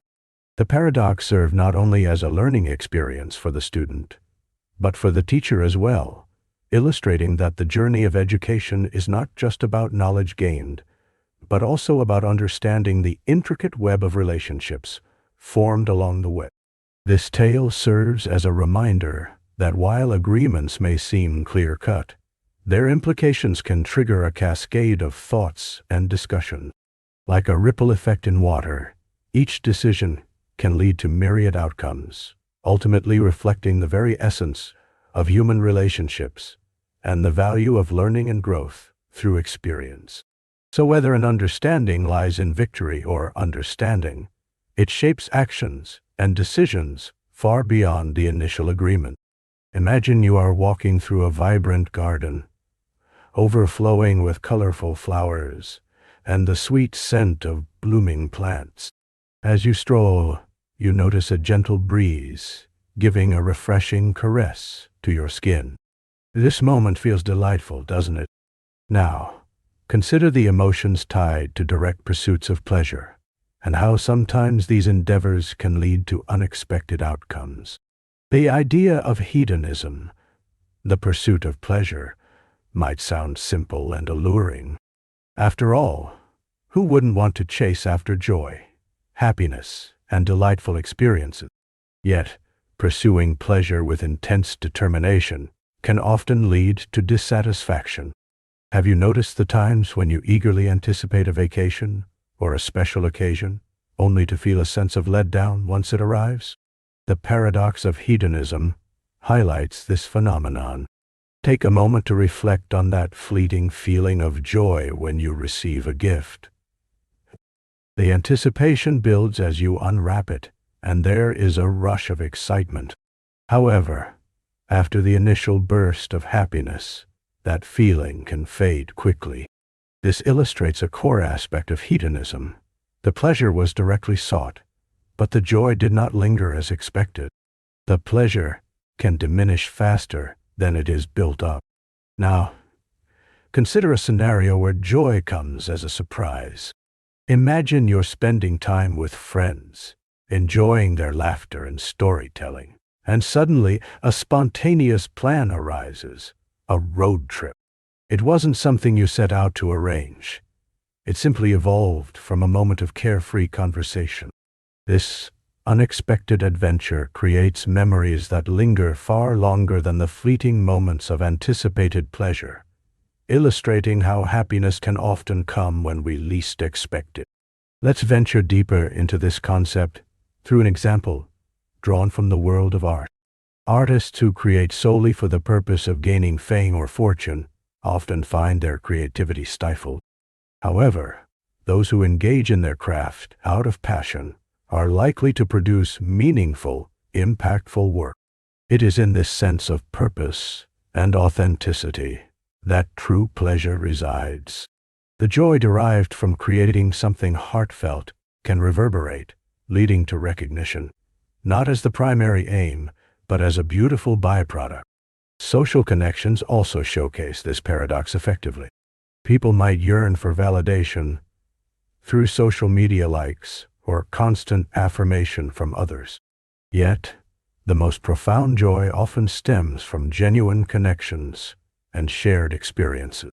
A deep conversation with a friend, a simple dinner with loved ones, or even an act of kindness can fill us with joy more reliably than chasing after mere approval. Think about social gatherings. Sometimes, we can be so focused on trying to impress others or having a perfect night that we can inadvertently miss out on the fun that arises naturally. The moments of laughter, shared by individuals experiencing something unexpected, often turn into the most cherished memories of all. It's not always about the orchestrated events. Often, the happiness springs up from spontaneous, unplanned moments. Consider also the realm of personal achievement. Many people set lofty goals with the hope that reaching them will provide a sense of fulfillment. However, the relentless pursuit can lead to stress, burnout, and an empty victory when those goals are finally attained. It's often the journey itself, the small victories, the lessons learned, the friendships formed along the way, that bring a deeper sense of contentment. The paradox deepens when examining various aspects of life, from relationships to career aspirations. Individuals who immerse themselves in their passions, finding joy in the journey rather than fixating solely on the end result, often experience greater satisfaction. When you engage in an activity because it brings you joy, rather than solely for the possible rewards, the satisfaction becomes multifaceted and enduring. Nature often serves as a perfect illustration of this concept. Observing a breathtaking sunset or hiking up a mountain may not directly provide pleasure. The effort and the experience leading to those moments enrich the overall sense of fulfillment. Engaging with nature, lingering in its beauty, and simply existing within it offers pleasure that often becomes unforgettable. In conclusion, the paradox of hedonism invites us to rethink our approach to pleasure and happiness. Rather than chasing after fleeting moments of joy, it encourages us to foster experiences that emerge naturally. When we let go of our desire to control every aspect of our happiness and allow ourselves to embrace the spontaneity of life, we often discover that the most delightful moments come unexpectedly, wrapped in the beauty of genuine connection, passion, and presence. By understanding this paradox, we can navigate through life with a deeper appreciation for the richness of experiences that come from within, rather than from the pursuit of pleasure alone. Simpson's paradox is a fascinating statistical phenomenon that can lead to some surprising conclusions when analyzing data. At its core, this paradox occurs when the relationship between two variables reverses direction when data is grouped or broken down into subgroups. This occurs frequently in various fields such as medicine, social sciences, and sports, highlighting the importance of careful data analysis. To understand this phenomenon, consider a simple example involving two colleges. Imagine two universities, College A and College B, both with a competitive acceptance rate and various applicant demographics. College A has a total of more male applicants than female applicants, while College B has more female applicants overall. If we look at the acceptance rates for each college, we might see that College A has a higher acceptance rate for women compared to men, and similarly, College B might show a higher acceptance rate for men compared to women. However, when looking at the combined acceptance rates of both colleges, we may discover that the overall acceptance rate favors men rather than women. This surprising outcome occurs due to the way the data is segmented. By isolating acceptance rates within each college, we uncovered different trends that paint very different pictures once combined. This inconsistency can easily mislead decision-makers if they do not conduct a thorough analysis. Let's delve deeper by considering health data. Suppose researchers are assessing the effectiveness of a new medication on two groups of patients, younger individuals and older individuals. Researchers find that within each group, the medication seems effective. Specifically, young patients show a 70% recovery rate, while older patients boast a recovery rate of 80%. However, if we aggregate the data and look at the overall recovery rate for all patients, the results may show a lower effectiveness. This drop can occur because the older group contains a higher number of patients with severe health issues, skewing the data when simply combined. Sports statistics provide another compelling illustration. Imagine two basketball players, player X and player Y, each with different play styles and team dynamics.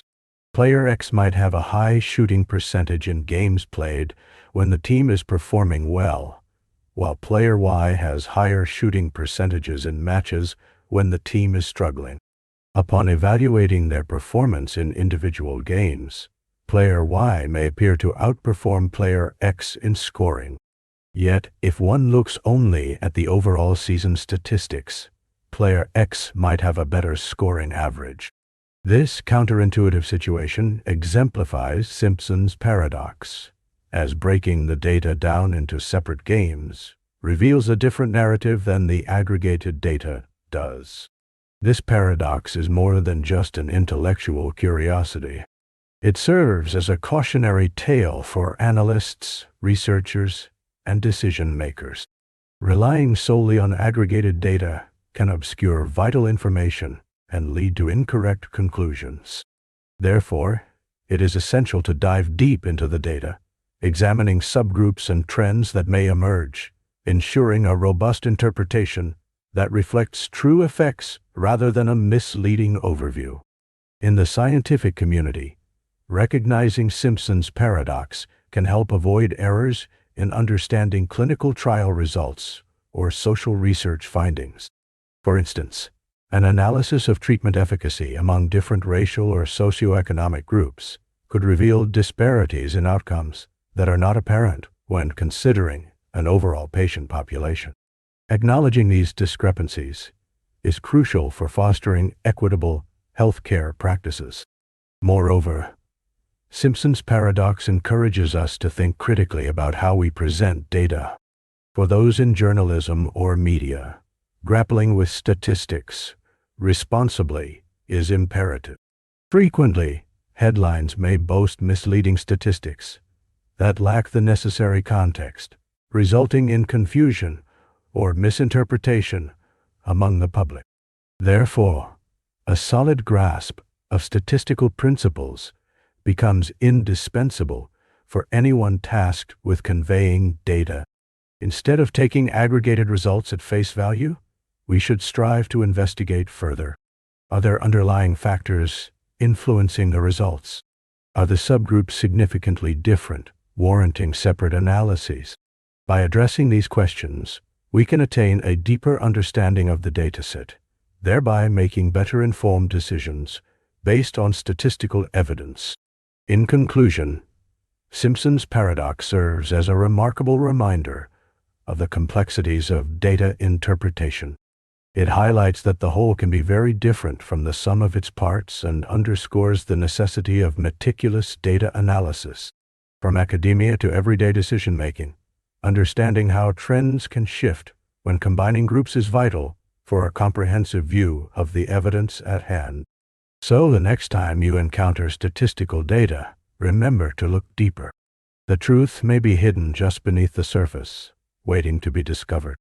The lottery paradox presents a fascinating intersection of probability theory and human reasoning, captivating thinkers and enthusiasts alike. At its core, this paradox emerges from our intuitive understanding of individual tickets versus the collective nature of the lottery.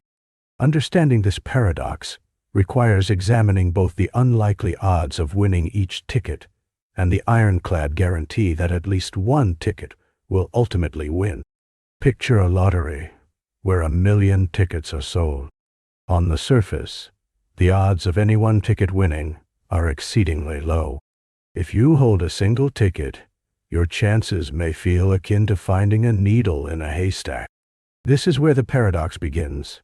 While it's true that your single ticket is highly unlikely to be the winner, there is still a certainty that one of the millions will win.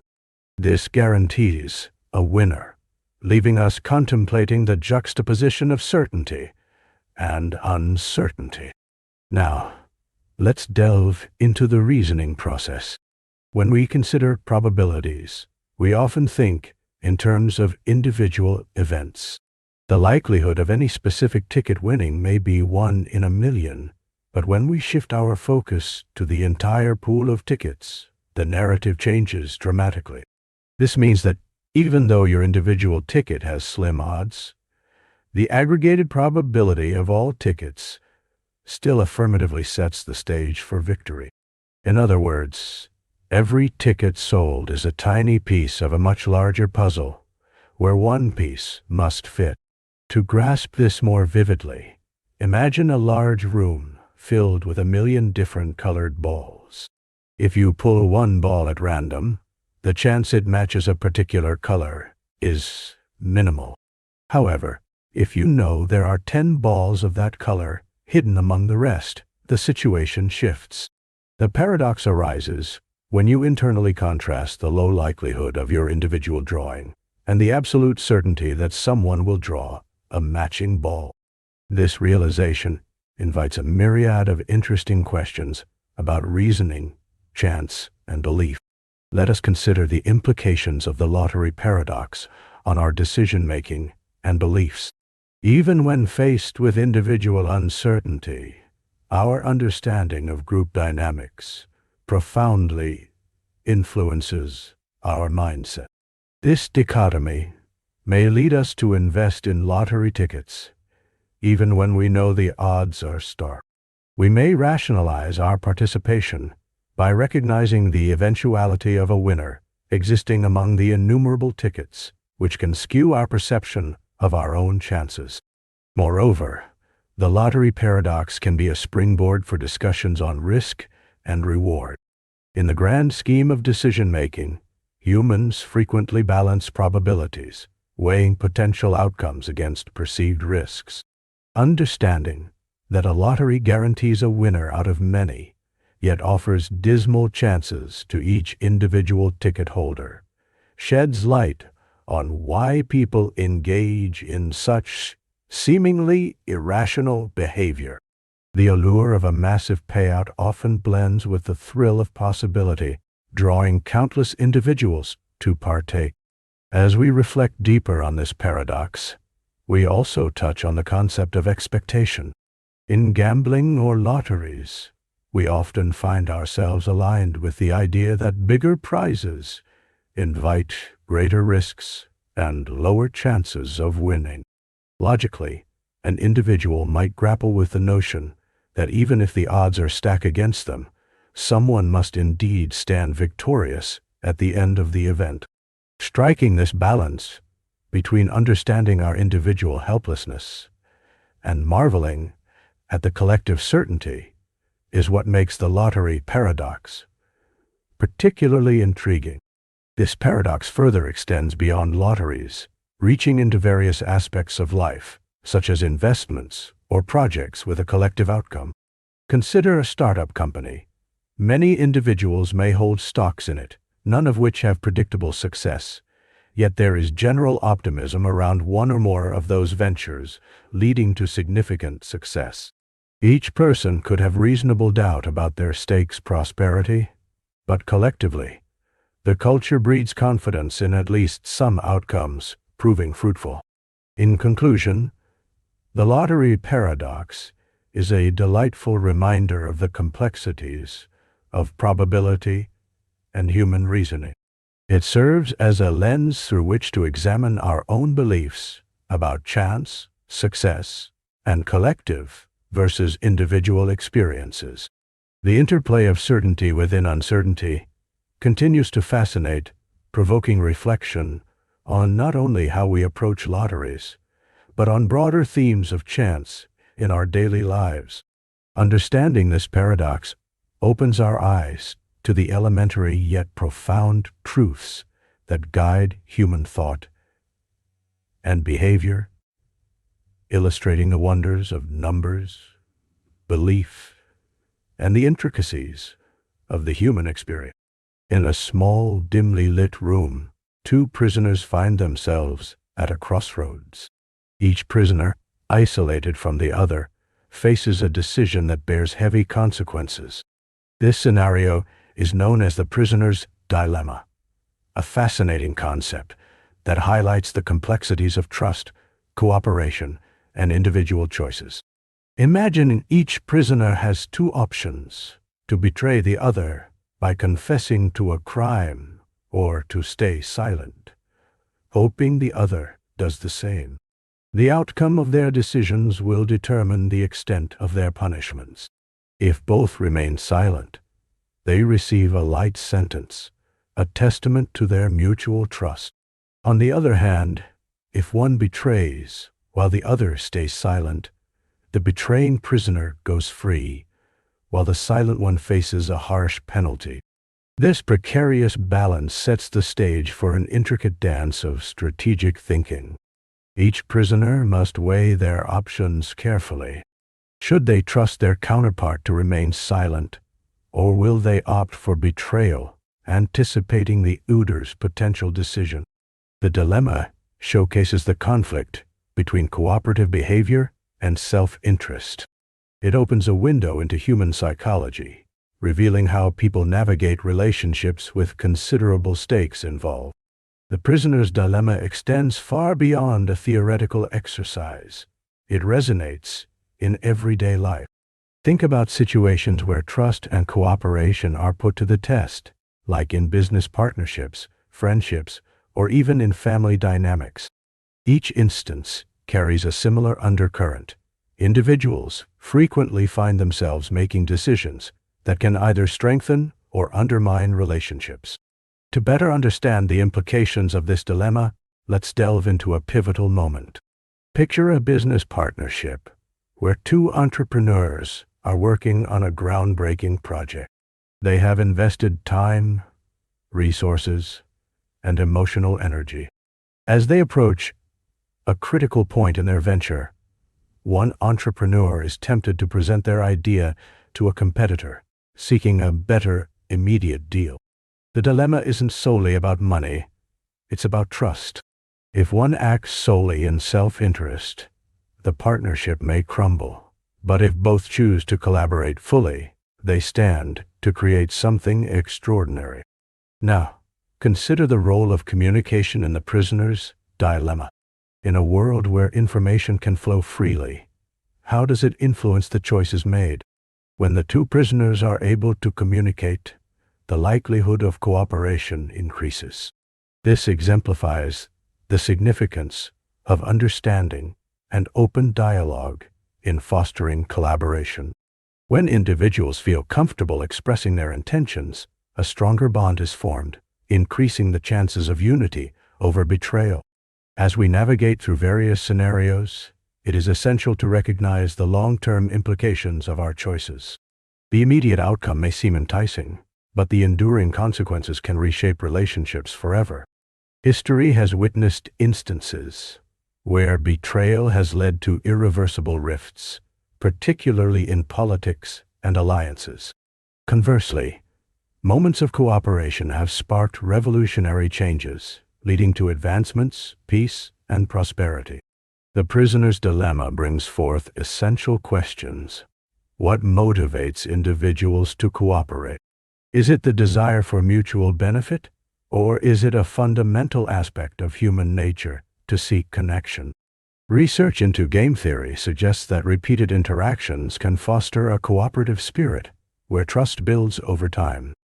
In essence, when people know they will encounter each other again, they are more likely to act in favor of collaboration. Interestingly, even in a single encounter, strategies can evolve. Some may adopt a tit-for-tat approach, reciprocating the actions of their counterpart, whether it be cooperation or betrayal. This strategy emphasizes the importance of response. Demonstrating kindness can inspire others to reciprocate, whereas betrayal could lead to a cycle of retaliation. The outcomes are layered, and each decision creates a ripple effect that extends beyond the immediate moment.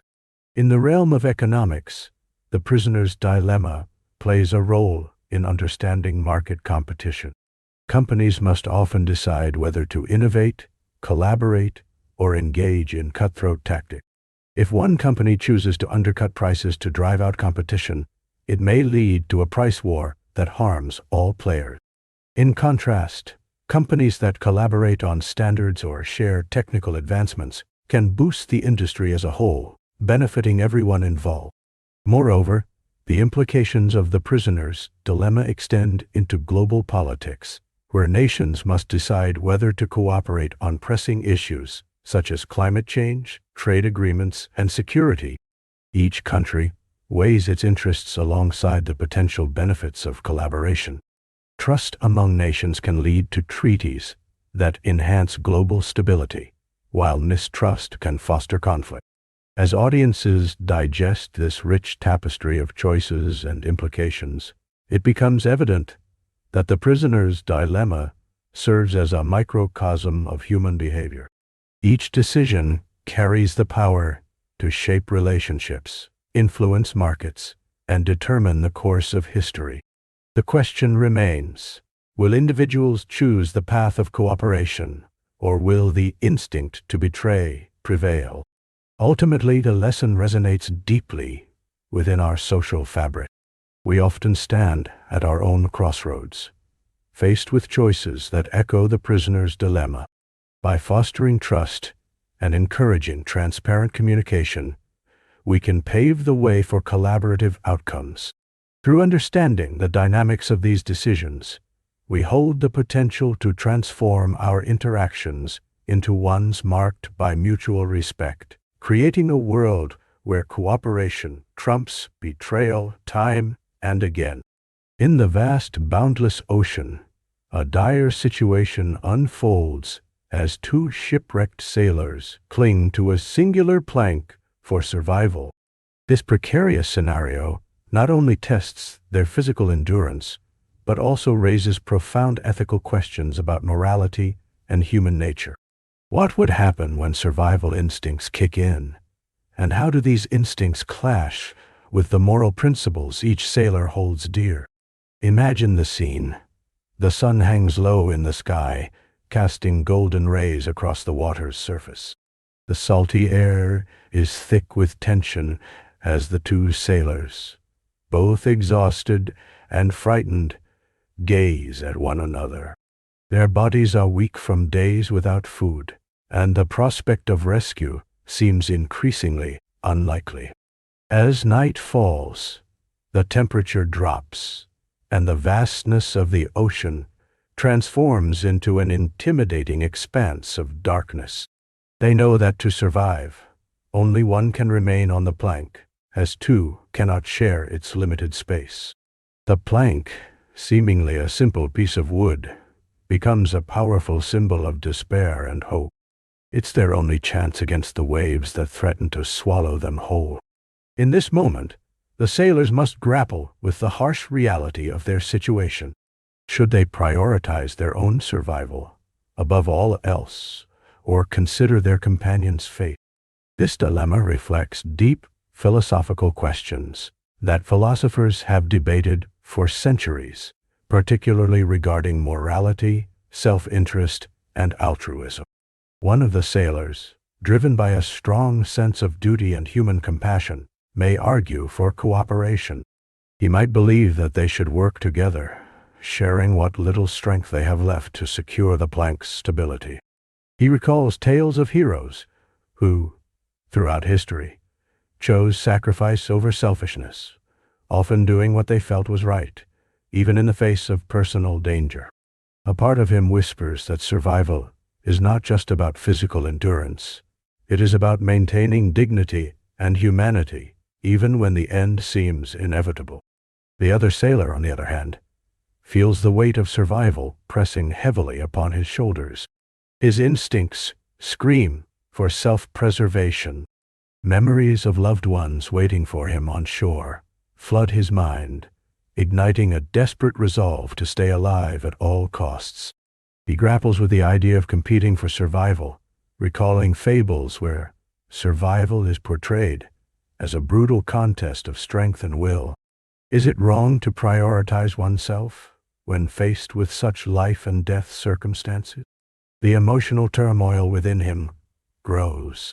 Should he rise against his better judgment and possibly push his companion off the plank, making a cold calculation for his own survival?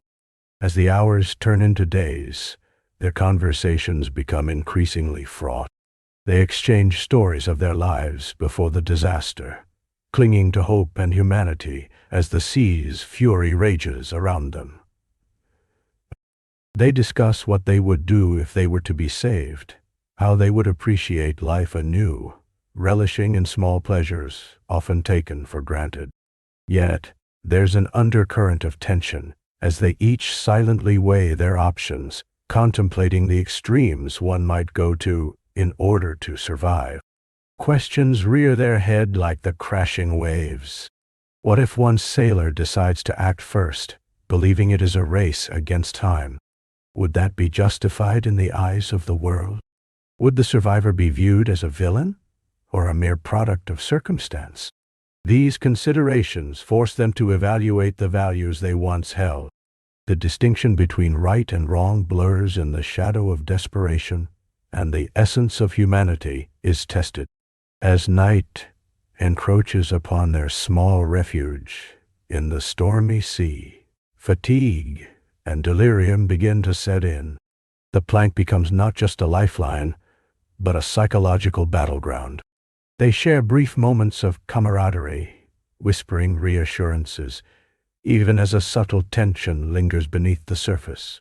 Their minds race with what lies ahead and what it means to truly live. This story is not just about survival. It's a reflection on the choices we make when faced with extreme adversity. How far are we willing to go to protect ourselves or those we care about? It uncovers the complexity of human emotions and motivations, revealing the inner conflicts that arise when the stakes are undeniably high. Ultimately, the sailors find themselves at a crossroads, embodying the paradox of the plank of Carneades. This is not merely a physical struggle for existence, but a deeper exploration of morality, a reminder that even in the depths of despair, the human spirit struggles to rise above, seeking hope and connection, perhaps even in the darkest of waters. As uncertainties swirl around them, they come to realize that true survival may require more than just the drive to live. It may demand a deeper understanding of what it means to be human. In this vast sea of ethical dilemmas, they must choose, for the plank can only hold one, and their choices will echo far beyond the horizon. The paradox of analysis is a fascinating idea that encourages us to think deeply about how we understand and interpret the world around us. At its core, this paradox presents an intriguing contradiction. For any analysis to be considered correct, it must accurately represent the subject it is analyzing, yet it must also yield new insights that we didn't know before. This dual requirement raises questions about the very nature of understanding and knowledge. Let's consider an example. Imagine you are examining a painting. On one hand, a correct analysis of the painting would involve describing it with precision, its colors, its shapes, the figures depicted, and the emotions it evokes. This accurate description ensures that the analysis reflects the painting itself. However, as you delve deeper, you discover themes or meanings that may not be immediately obvious just by looking. Perhaps you recognize how the use of light symbolizes hope, or how the background reflects a historical context that enhances the viewer's understanding. This revelation transforms your analysis into something more significant and insightful.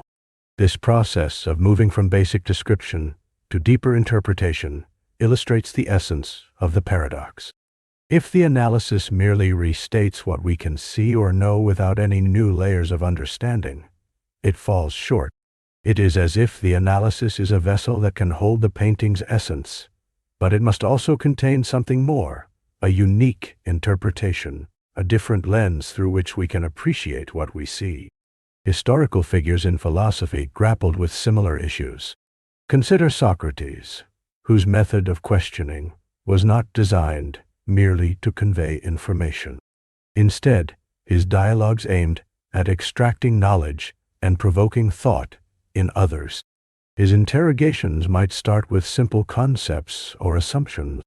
Yet, through probing questions, he would lead his interlocutors to realize complexities and contradictions in their views.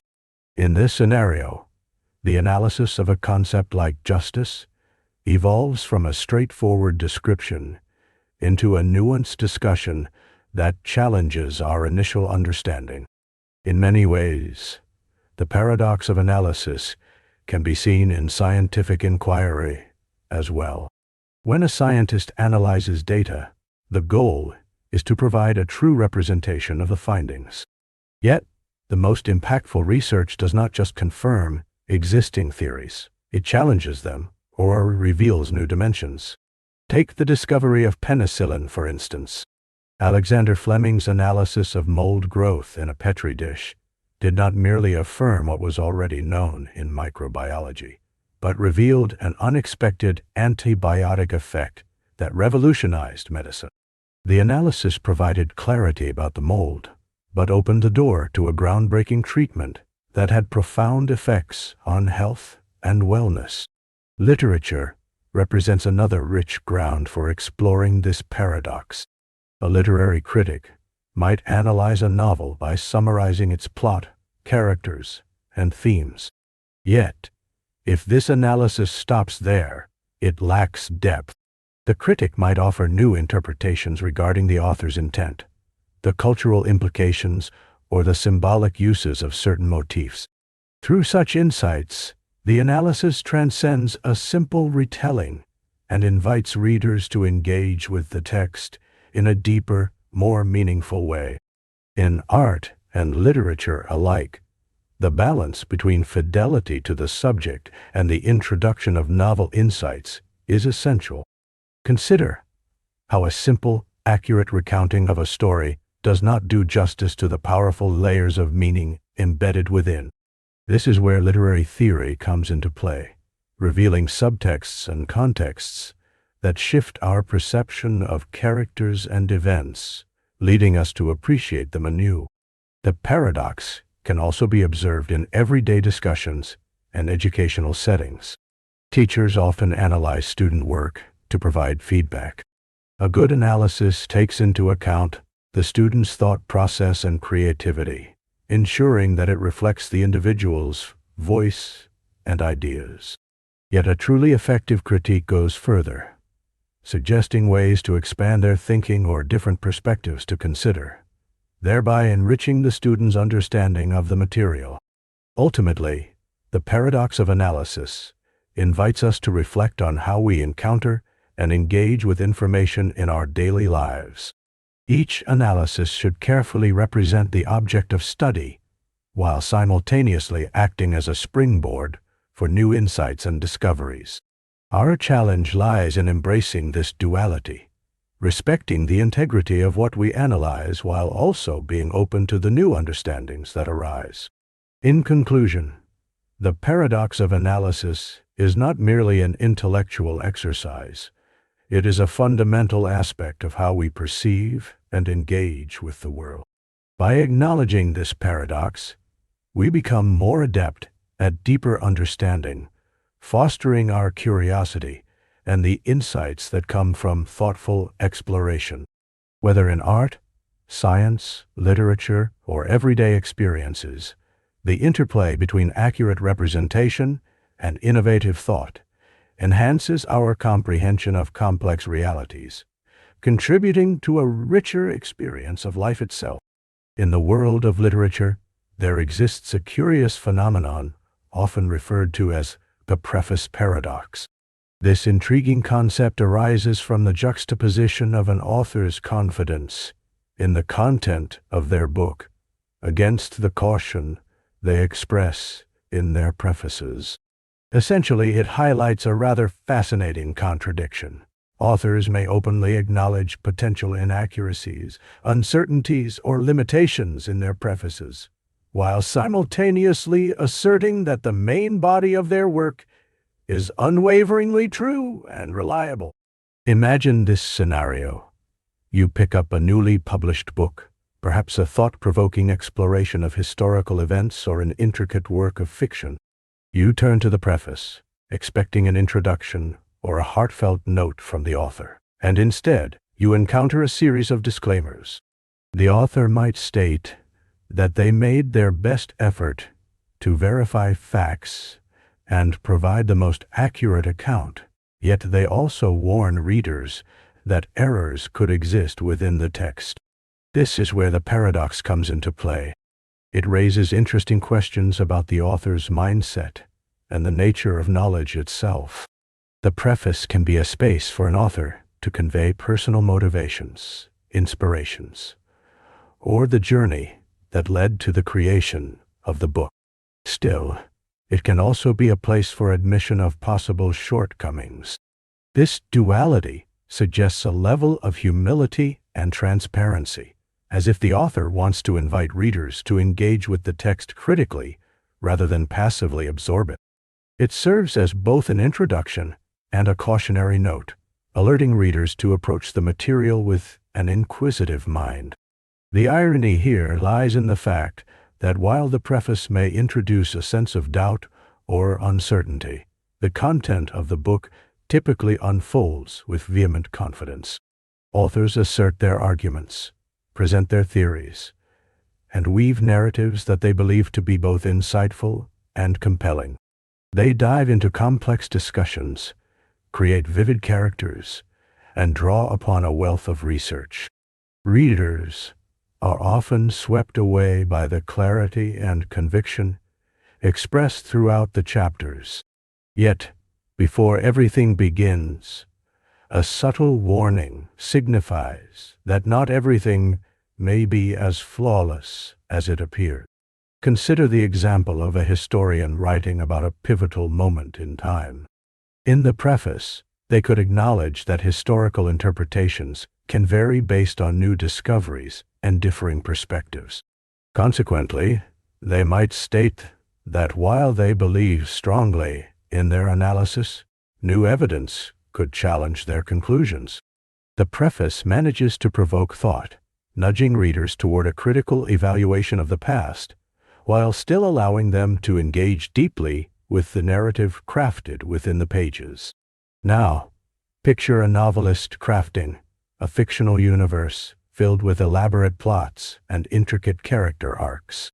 The preface might disclose that certain thematic elements were inspired by real-life events, but that the story itself is a product of imagination. The author may recognize that their interpretation of emotions and experiences may not resonate with all readers, and thus they express that their portrayal of certain characters might seem flawed. Despite these admissions, the story unfolds with the intention of transporting readers into an alternate reality, leaving them captivated by an engaging tale.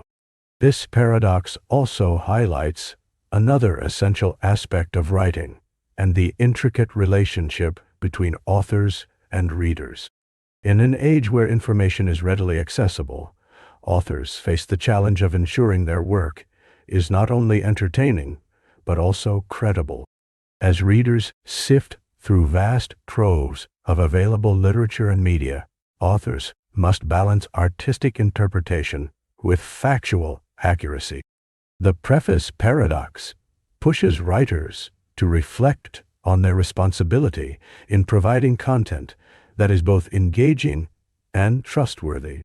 To navigate this paradox effectively, authors often find themselves at a crossroads, a decision point where they must consider how much uncertainty to acknowledge while presenting their work with confidence.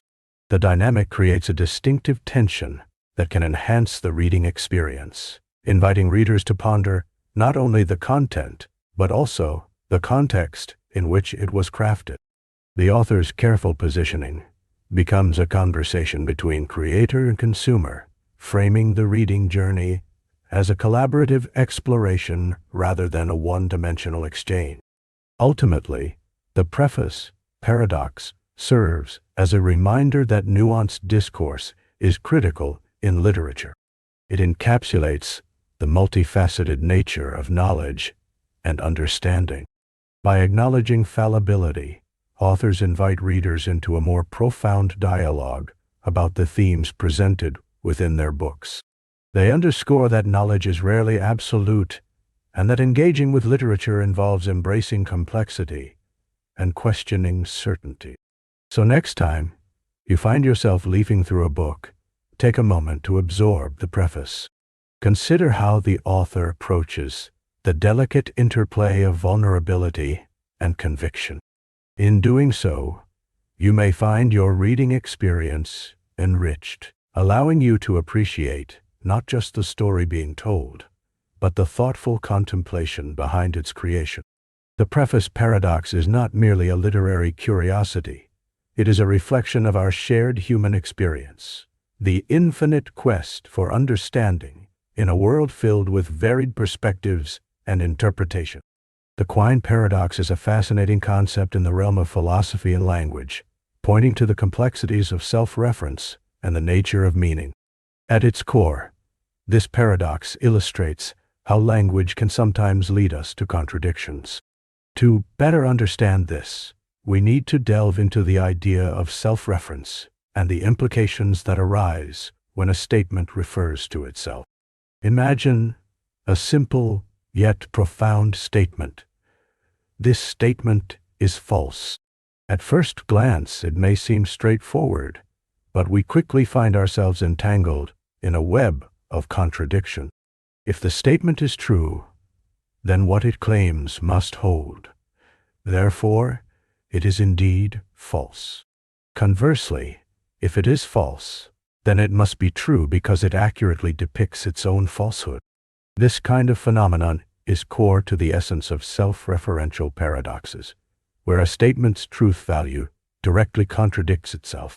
Now, let's turn our attention specifically to the Quine Paradox, which adds an additional layer to this intriguing puzzle. The Quine Paradox states that a particular sentence, when quoted, produces a falsehood. The statement we consider can be worded as follows: yields falsehood when preceded by its quotation, yields falsehood when preceded by its quotation. When we analyze the first part of this sentence, we see it refers back to itself in a circular manner.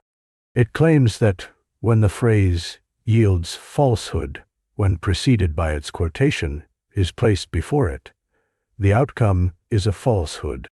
In this scenario, we can substitute the quoted phrase back into the statement, leading us into a perplexing loop of meaning. To understand the implications of the Quine Paradox, let's explore its connections to both logic and linguistics.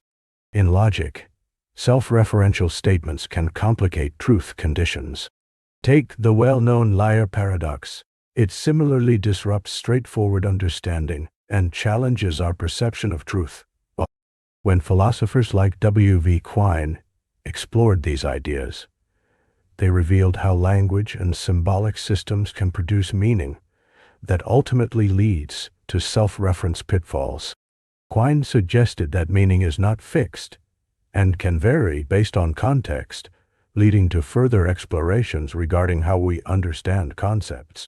Through his work, Quine influenced how we approach foundational elements of language, suggesting that meaning is often intuitive rather than deriving from rigid definitions. In our daily interactions with language, we often discover nuances that challenge our understanding. Consider a statement like, "This sentence is written in English."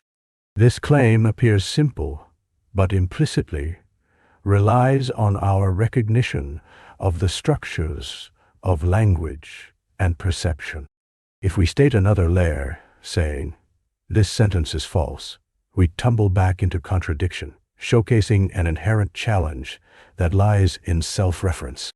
Another angle of appreciating the Quine Paradox is through its implications for programming and computer science. In programming, statements or constructs that refer back to themselves can lead to infinite loops unless carefully managed.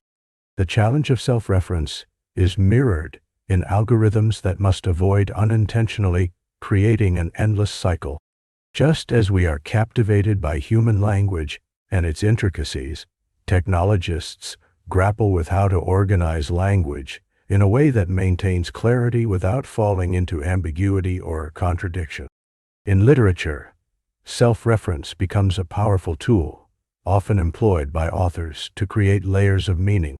A text that comments on its own writing awakens readers to the multifaceted nature of interpretation. When a character in a novel breaks the fourth wall, addressing the reader directly, the boundary between fiction and reality blurs, allowing for a rich exploration of thought. The Quine Paradox encourages reflection on concepts of truth, language, and meaning. It illustrates how language can elude straightforward comprehension and forces us to confront the limitations of our logical framework. As we navigate through self-reference and its paradoxes, we gain insight into deeper philosophical questions regarding existence and understanding. Ultimately, the exploration of the Quine Paradox reveals more than just a linguistic curiosity. It invites us to ponder the very essence of language and communication. It highlights how the human mind grapples with complex ideas and challenges the boundaries of reasoning. Through the lens of self-reference, we recognize that our journey into understanding language will always have twists and turns that can disrupt our initial expectations and invite wonder. Imagine a scene in a bustling city where every week millions of hopeful individuals purchase lottery tickets, dreaming of striking it rich. They choose their numbers, fill out their tickets, and with hearts racing, they imagine what life would be like if fortune smiles upon them. Each ticket encapsulates a unique set of numbers, yet each combination is equally improbable. The odds against winning can often feel insurmountable. This scenario invites us to delve into a fascinating concept known as the lottery ticket paradox. At its core, this paradox highlights an intriguing conflict. While the probability of winning for each individual ticket is incredibly low, the collective belief in the possibility of victory leads many to feel a sense of certainty that one will eventually win. It is a captivating contradiction that challenges our understanding of belief and probability. To grasp this idea, let's first consider what it means to engage with probability. For each ticket sold, the odds of winning the grand prize may be as astronomically low as 1 in several million. Rational thought would suggest that, given such slim odds, one should not expect to win, because the truth is, for the vast majority, the result will be a loss. Yet, the sheer number of tickets sold generates a different mindset. After all, if millions of people are purchasing tickets every week, surely one person will win eventually, right? This leads to a collective certainty that is hard to shake, even when the mathematics tell a different story. This paradox can also be likened to the phenomenon seen in large-scale social settings, such as crowds at an event. Picture a packed stadium during a championship game. Each fan knows that only one team can win, and yet each one experiences a distinct belief in their team's victory. Despite the statistical likelihood that any one team may have, the emotional investment fans carry pushes them to believe fervently in their team's chances. This feeling can override logical reasoning, allowing the hope for victory to flourish in the face of odds stacked high against them. Consider, too, the psychology behind gambling. The lottery ticket paradox taps into a deeper layer of human psychology. When people play the lottery or engage in similar games of chance, they often visualize the rewards, be it newfound wealth, freedom, or lifestyle changes. This visualization is powerful. It provides an emotional anchor, fostering a sense of belief that despite the improbability of winning, something magical could happen. This cognitive dissonance fuels the paradox.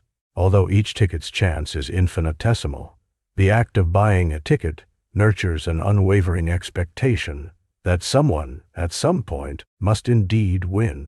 To further explore this concept, let's take our minds beyond the lottery. Imagine any situation where improbable outcomes are weighed against beliefs. Consider scientists investigating the probability of finding extraterrestrial life. There are billions of stars in our galaxy, and many hosts, potentially habitable planets. Statistically speaking, the chances might seem low that contact will ever be made, yet with each new discovery about the universe, theories and hopes rise. Scholars, researchers, and enthusiasts develop a conviction driven by curiosity, fueling a belief in eventual contact, despite the inherent improbabilities that linger in the background. In simple terms, the lottery ticket paradox plays out in various aspects of life, where people grapple with the tension between rational thought and emotional belief. When the odds are unfavorable, yet dreams are compelling, we find ourselves walking a tightrope between skepticism and hope. It is a delicate balance that defines human nature, our ability to dream big, even when logic insists on smaller aspirations. Let's revisit the lottery scenario one last time. When someone purchases multiple tickets, they may rationalize their choices through the idea that the more tickets they hold, the better their chances of winning become. This is true in a mathematical sense. However, what they may overlook is that the odds associated with each ticket remain consistent. The likelihood of any individual ticket winning does not improve just because more tickets are purchased. Yet, the psychological satisfaction of holding numerous tickets can spread a blanket of optimism over the sheer improbability of the situation. Ultimately, the lottery ticket paradox reveals that belief is a powerful force. It reinforces the complexity of human emotion and reasoning. We unconsciously marry hope with dreams, even when faced with the tough reality of unlikely outcomes. This paradox serves as a reminder of the astonishing ways in which we navigate life, always searching for a spark of possibility amid impossible odds. The bridge between belief and probability remains one of the fascinating aspects of the human experience, echoing the profound interplay that shapes our dreams and decisions as we continue our journey together. The paradox of fiction is a fascinating exploration into how we can experience genuine emotions in response to characters and events that we know are not real. Think about it for a moment. You might find yourself laughing at a hilarious scene from a movie, or wiping away a tear during a poignant moment in a novel. In these instances, the characters are mere figments of someone's imagination, yet their joys and sorrows feel achingly real. This perplexing ability of humans to connect emotionally with fictional narratives opens up a world of questions regarding our perceptions and experiences. To start, consider the powerful role that storytelling has played throughout human history. From ancient myths, passed down through generations, to the latest blockbuster films, storytelling is a fundamental part of how we understand our world. It allows us to not only escape reality, but also to engage with complex emotions in a safe environment. When we immerse ourselves in someone else's narrative, we are able to experience feelings of joy, grief, anger, and love, without any of the real-life consequences that would accompany such emotions in our own lives. A key aspect of this phenomenon is identification. Many times, we find ourselves identifying with characters on a deep level.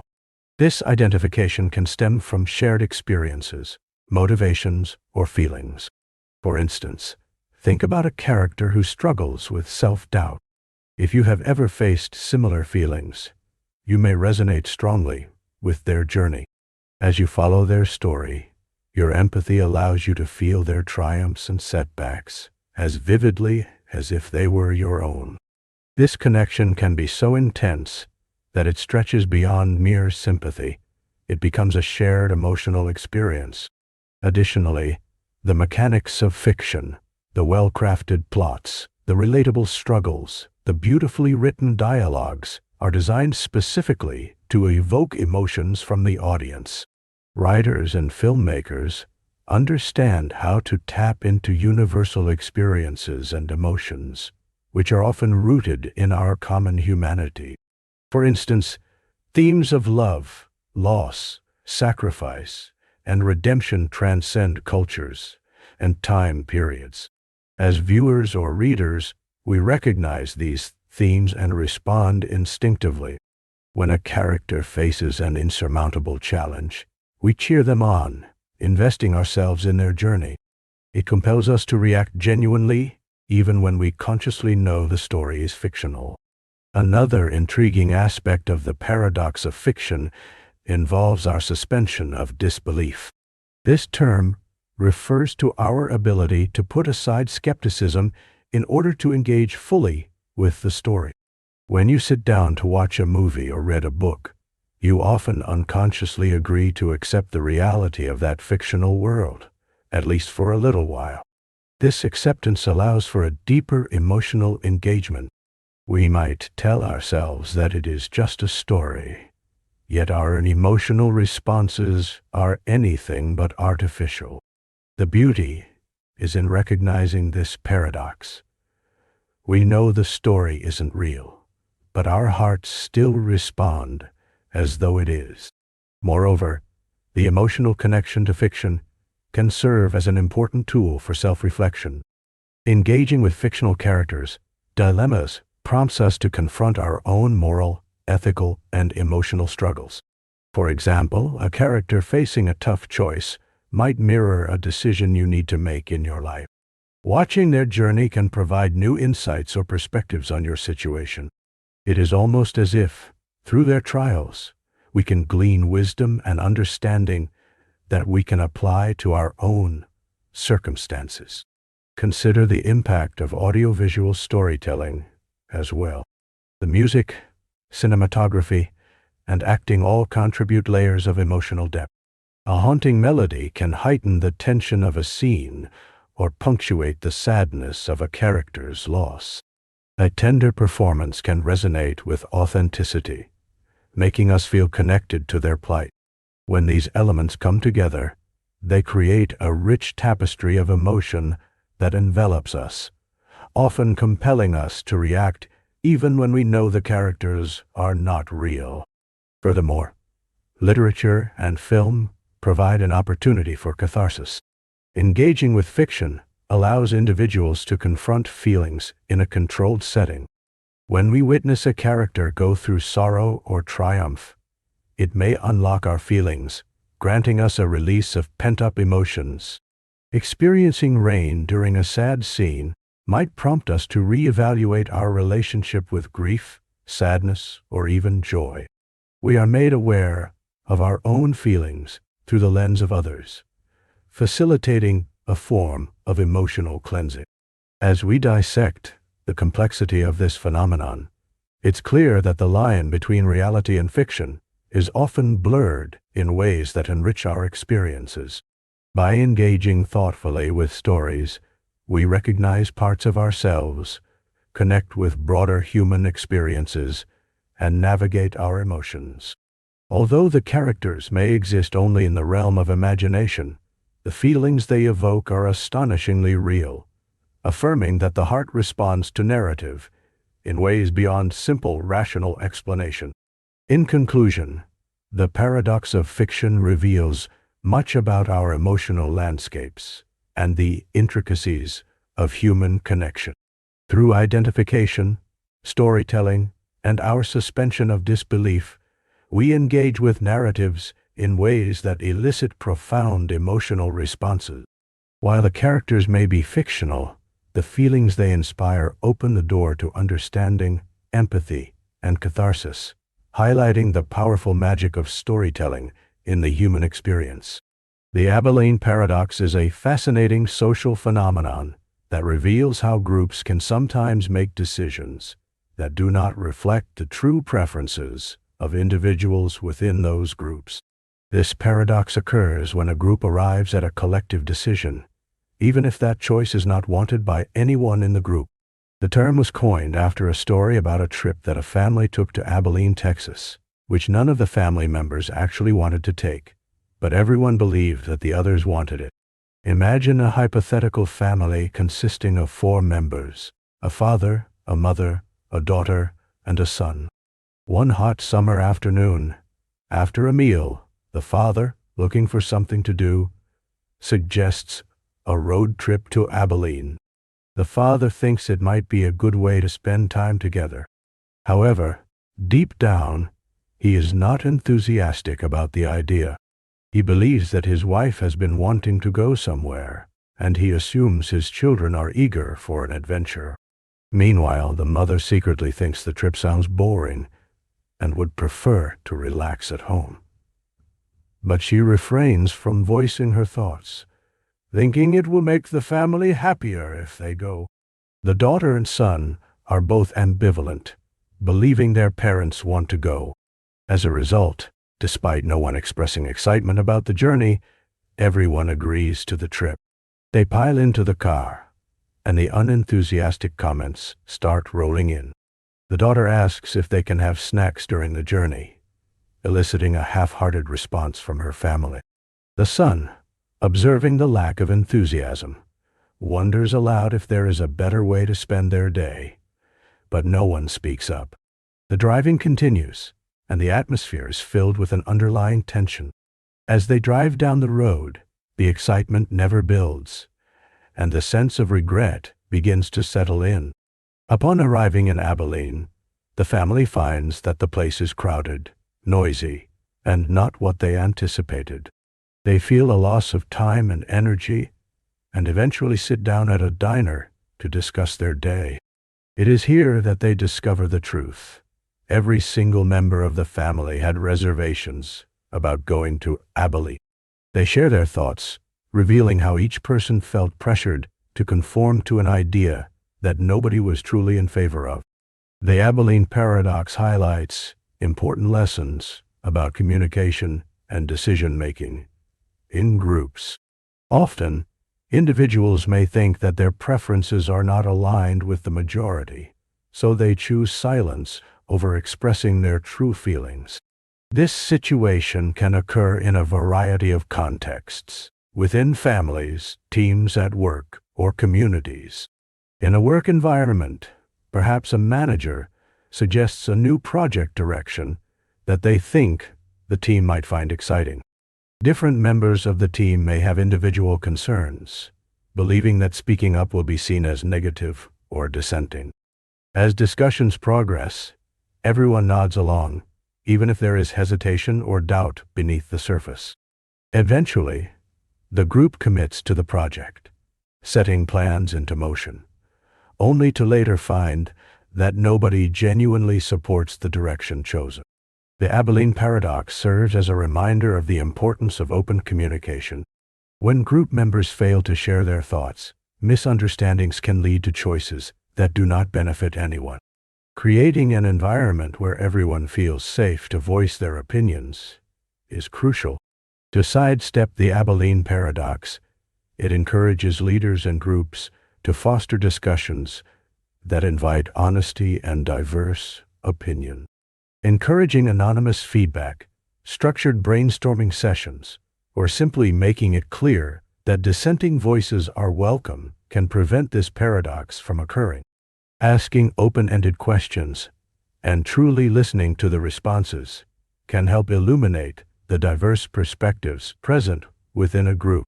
Furthermore, it also serves as a critique of groupthink, a scenario where the desire for harmony in a decision-making group leads to irrational or dysfunctional outcomes. People may suppress their doubts or contribute to maintaining a consensus, which can lead to regrettable decisions. When we think about the ramifications of the Abilene Paradox, it also prompts us to consider the impact on relationships and collaborations. If unvoiced concerns pile up over time, they can lead to resentment or disengagement. Strong connections require transparency, where individuals feel valued for their unique perspectives. In conclusion, understanding the Abilene Paradox provides valuable insight into the dynamics of group decision-making. It reminds us that collective choices should reflect the true desires of individuals, rather than being merely an outcome of miscommunication or misplaced assumption. By encouraging open dialogue, acknowledging differing opinions, and fostering an inclusive environment, groups can move away from the paradox and make decisions that are genuinely supported by all involved. Whether in an office, at home, or within friendships, the lessons of the Abilene Paradox can lead to better dynamics, improved relationships, and healthier decision-making processes. With awareness and effort, we can create spaces where everyone is heard, ensuring that the collective path chosen is one that genuinely resonates with each member of the group. Imagine you walk along a beach, the sun gleaming down as you softly sift your fingers through the warm sand. Perhaps you notice a sizable pile of sand nearby, a heap, perfect for building castles or simply enjoying the warmth of the sun. Now consider this. What if you were to start removing grains of sand, one by one? After a while, you might wonder at what moment this pile of sand ceases to be a heap. Can you draw a definitive line, a specific number of grains that marks the transition from heaped to non-heaped? Welcome to the intriguing world of the Sorites Paradox. The term Sorites comes from the Greek word for heap. This paradox arises from the logic that connects vague predicates, such as heap, with seemingly precise actions, like removing grains.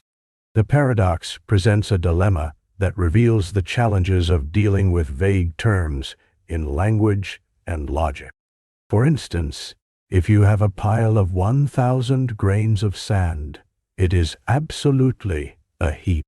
But if you gradually remove one grain at a time, you would still probably consider it a heap with 999 grains. This continues the other way. Is it still a heap when there are 800 grains? 700? Eventually, you might get to a point where the number seems low. But defining that critical number becomes increasingly tricky. The paradox emphasizes that while it is easy to categorize a large collection of grains as a heap, the transition is not so clear-cut. At some point in the removal process, you reach a quantity of sand where most would agree it is no longer appropriate to label it as a heap. But pinpointing that exact moment can seem like trying to catch smoke with your bare hand. To illustrate further, consider a different scenario. Picture a field of tall grass. You can walk through it, feeling a delightful rustling around your ankles. Now, if someone were to start mowing the grass, let's say just a single blade at first, would you still call it a field of tall grass? Absolutely. But as each blade falls away, the notion of what defines a field of tall grass begins to blur. At what point does it shift from a field to merely scattered grass patches? This ambiguity arises from the way we use language and concepts in our daily lives. Humans often categorize things based on general perceptions and shared understandings. While we may have intuition about what constitutes a heap or a field, translating that intuition into rigid definitions proves to be complex. Philosophers have debated the Sorites Paradox for centuries. They explore how language can fail us when confronted with vague classifications. Some suggest that our language needs to become more precise to escape the paradox. For example, instead of solely using the term heap, one might propose a scale that rates the presence of sand from a pile to a small pile to a few grains. This quantification could provide clarity, yet it also raises more questions about how we classify things in a nuanced world filled with variations and shades of meaning. Think about a collection of objects, like books on a shelf. When the shelf has 50 books, it straightforwardly qualifies as a collection. As you remove books, it can still be considered a collection until it gets to a point. But at when exactly? Is 5 books a collection? 3? Most would argue yes. However, a single book may seem to stretch the definition. The paradox shows us how entrenched our categories can be. yet how fragile they are when examined closely. The Sorites Paradox also gets us pondering about the nature of existence and change. It raises enlightening questions about the gradual transformations we experience in our lives. Consider your morning routine. Each step, like waking up, brushing your teeth, or getting dressed, contributes to your transformation from someone resting at home to a busy individual ready for the day. At what exact moment do you transition from resting to being fully awake? It is this idea of gradual change that interweaves with the paradox, allowing us to reflect on not just heaps of sand or grass, but the nature of our realities. As you mull over the Sorites Paradox, it becomes apparent that life is often filled with uncertainties. Those gray areas where definitions blur and the lines we think are firm become ethereal. Just like differentiating between a heap and a non-heap, many aspects of our experiences resist strict categorization. So next time you encounter a pile of sand, grass, or perhaps any other collection, remember the nuanced dance of language and perception. Embrace the ambiguity of life, where not all questions have clear-cut answers, and where the beauty often lies in the gray spaces between definitions. After all, within the Sorites Paradox lies not just a question of sand, but an exploration of consciousness, understanding, and the human experience itself. In the realm of legal theory and philosophy, a fascinating scenario unfolds, illuminating the intricate dance between lawyers and the concepts of justice and victory. Imagine a courtroom teeming with tension and anticipation, where two skilled lawyers stand poised to represent their clients. They have both agreed to a unique arrangement, a payment contingent upon winning the case. This in itself may seem straightforward, but it soon spirals into a profound paradox that questions not only the nature of success in law, but also the very fabric of negotiation and discourse. At the heart of this paradox lies a striking proposition. Each lawyer asserts that victory in the case is impossible. They may argue this for various reasons, perhaps claiming the evidence does not support their client's position, or that the law, as it stands, is not in favor of their arguments. While they are both committed to providing the best representation for their clients, their mutual acknowledgement of the impossibility of victory creates a peculiar impasse. This situation gives rise to a paradox of incentives. If both lawyers believe that winning is unattainable, why would they continue to debate the case? The answer lies in the meticulous art of persuasion. In the legal profession, the ability to construct an argument, present evidence, and convince a jury or judge is paramount. Even in the face of overwhelming odds, lawyers may still strive to eloquently articulate their client's narrative, knowing that skillful rhetoric can sometimes sway opinions beyond the text of the law. Let us take a closer look at the dynamic between these two lawyers. Each is armed with extensive knowledge of legal precedents, a sophisticated understanding of human psychology, and the ability to engage in strategic thinking. They meticulously prepare their cases, examining every detail, scrutinizing evidence, and pondering each likely argument the opposing counsel may put forth. In this thorough preparation, hope persists, not for victory, but for the chance to present a compelling case. Their conversations may become a battlefield of words, punctuated with logic and counterlogic, a game of intellectual chess where each move is calculated. The attorneys find themselves in a strange loop. The more they argue the impossibility of winning, the more they invoke their creative faculties to devise strategies that might, against all odds, lead to a favorable outcome. As they engage in this critical discourse, the courtroom itself becomes a microcosm of larger societal debates. Just as in public discourse, where opinions clash and ideals are contested, This paradox reflects the nature of contention in everyday life. People often find themselves embroiled in discussions where the endpoint appears unattainable. Similar to the lawyers, individuals remain compelled to voice their beliefs, armed with passionate rhetoric, even when they tacitly acknowledge the futility of their position. This brings us to the broader implications of the paradox in the court of law. It illustrates the concept of perseverance amidst adversity, a reminder that even in situations where success appears improbable, the act of advocating, negotiating, and expressing perspectives carries intrinsic value.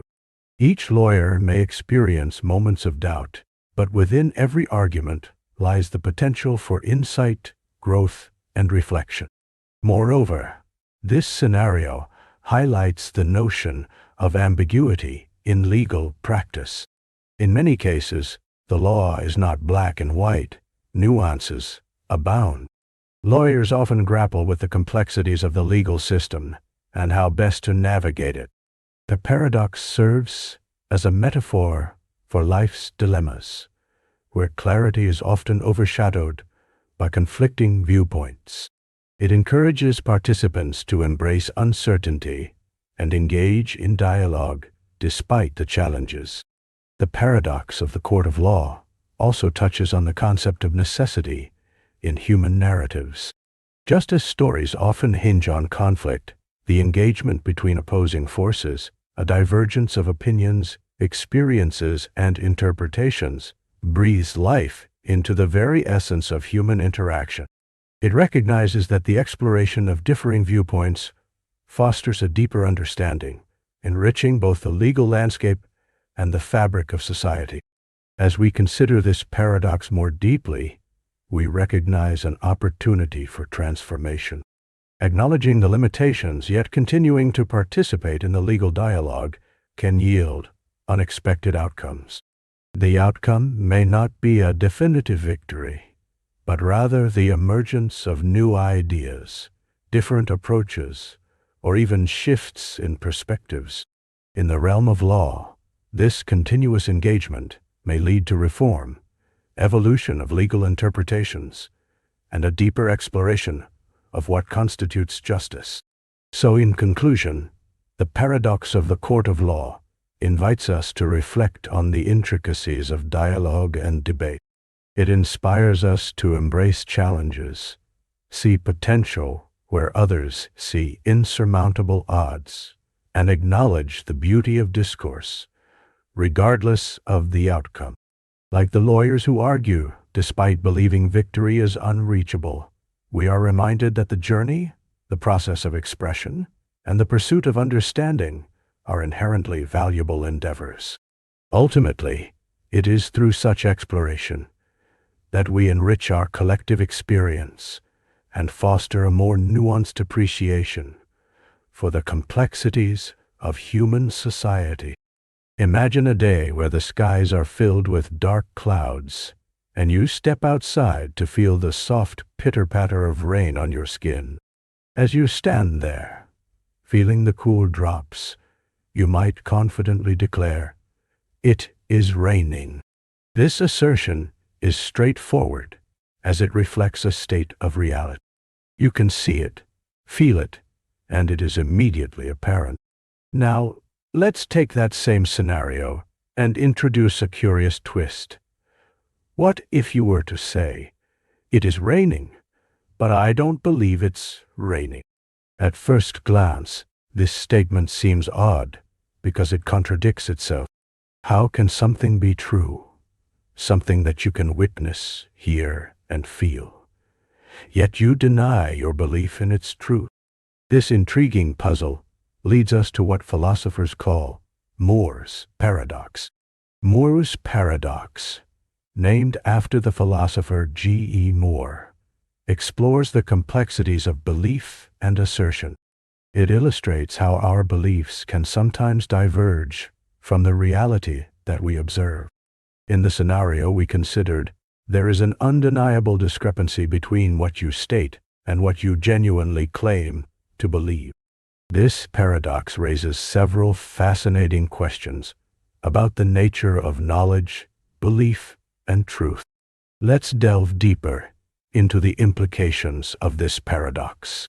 When someone asserts, "It is raining, but I don't believe it is raining," they are presenting two ideas that seem to clash. On one hand, the assertion states a fact about the weather. It describes an observable phenomenon that others can confirm. On the other hand, the declaration of disbelief suggests a disconnect between perception and judgment. How can we reconcile these conflicting statements? One way to approach this puzzle is to consider the role of beliefs. Beliefs are often shaped by our experiences, evidence, and reasoning. But they are also influenced by our emotions, attitudes, and even social contexts.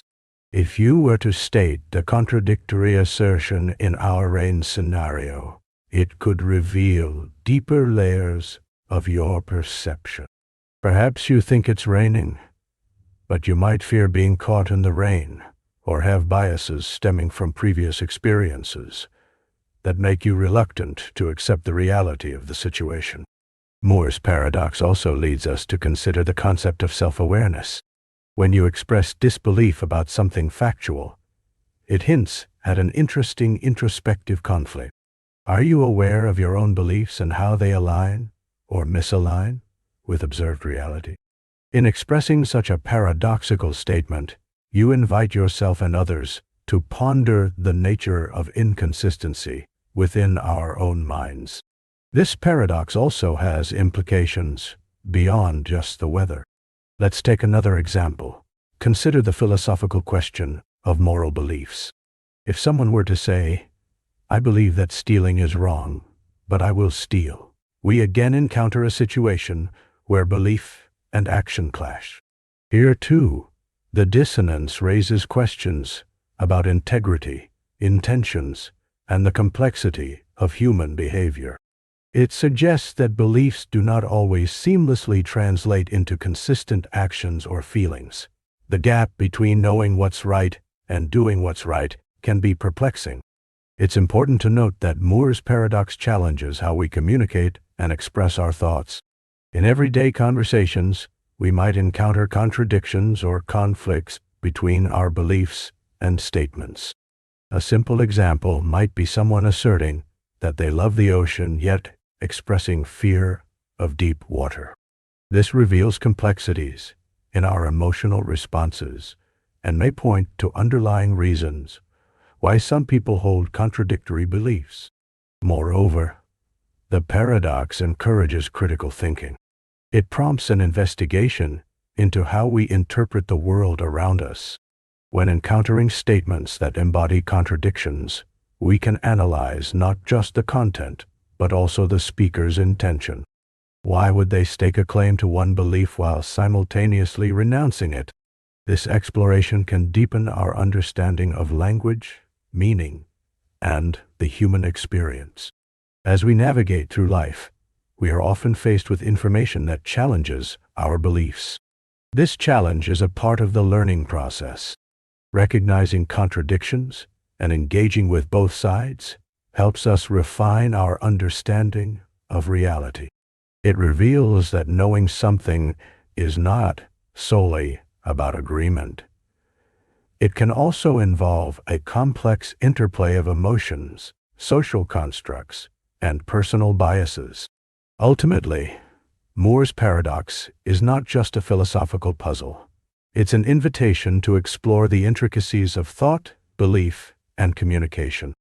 It highlights the fascinating ways our minds interact with reality and how language can sometimes reveal more confusion than clarity.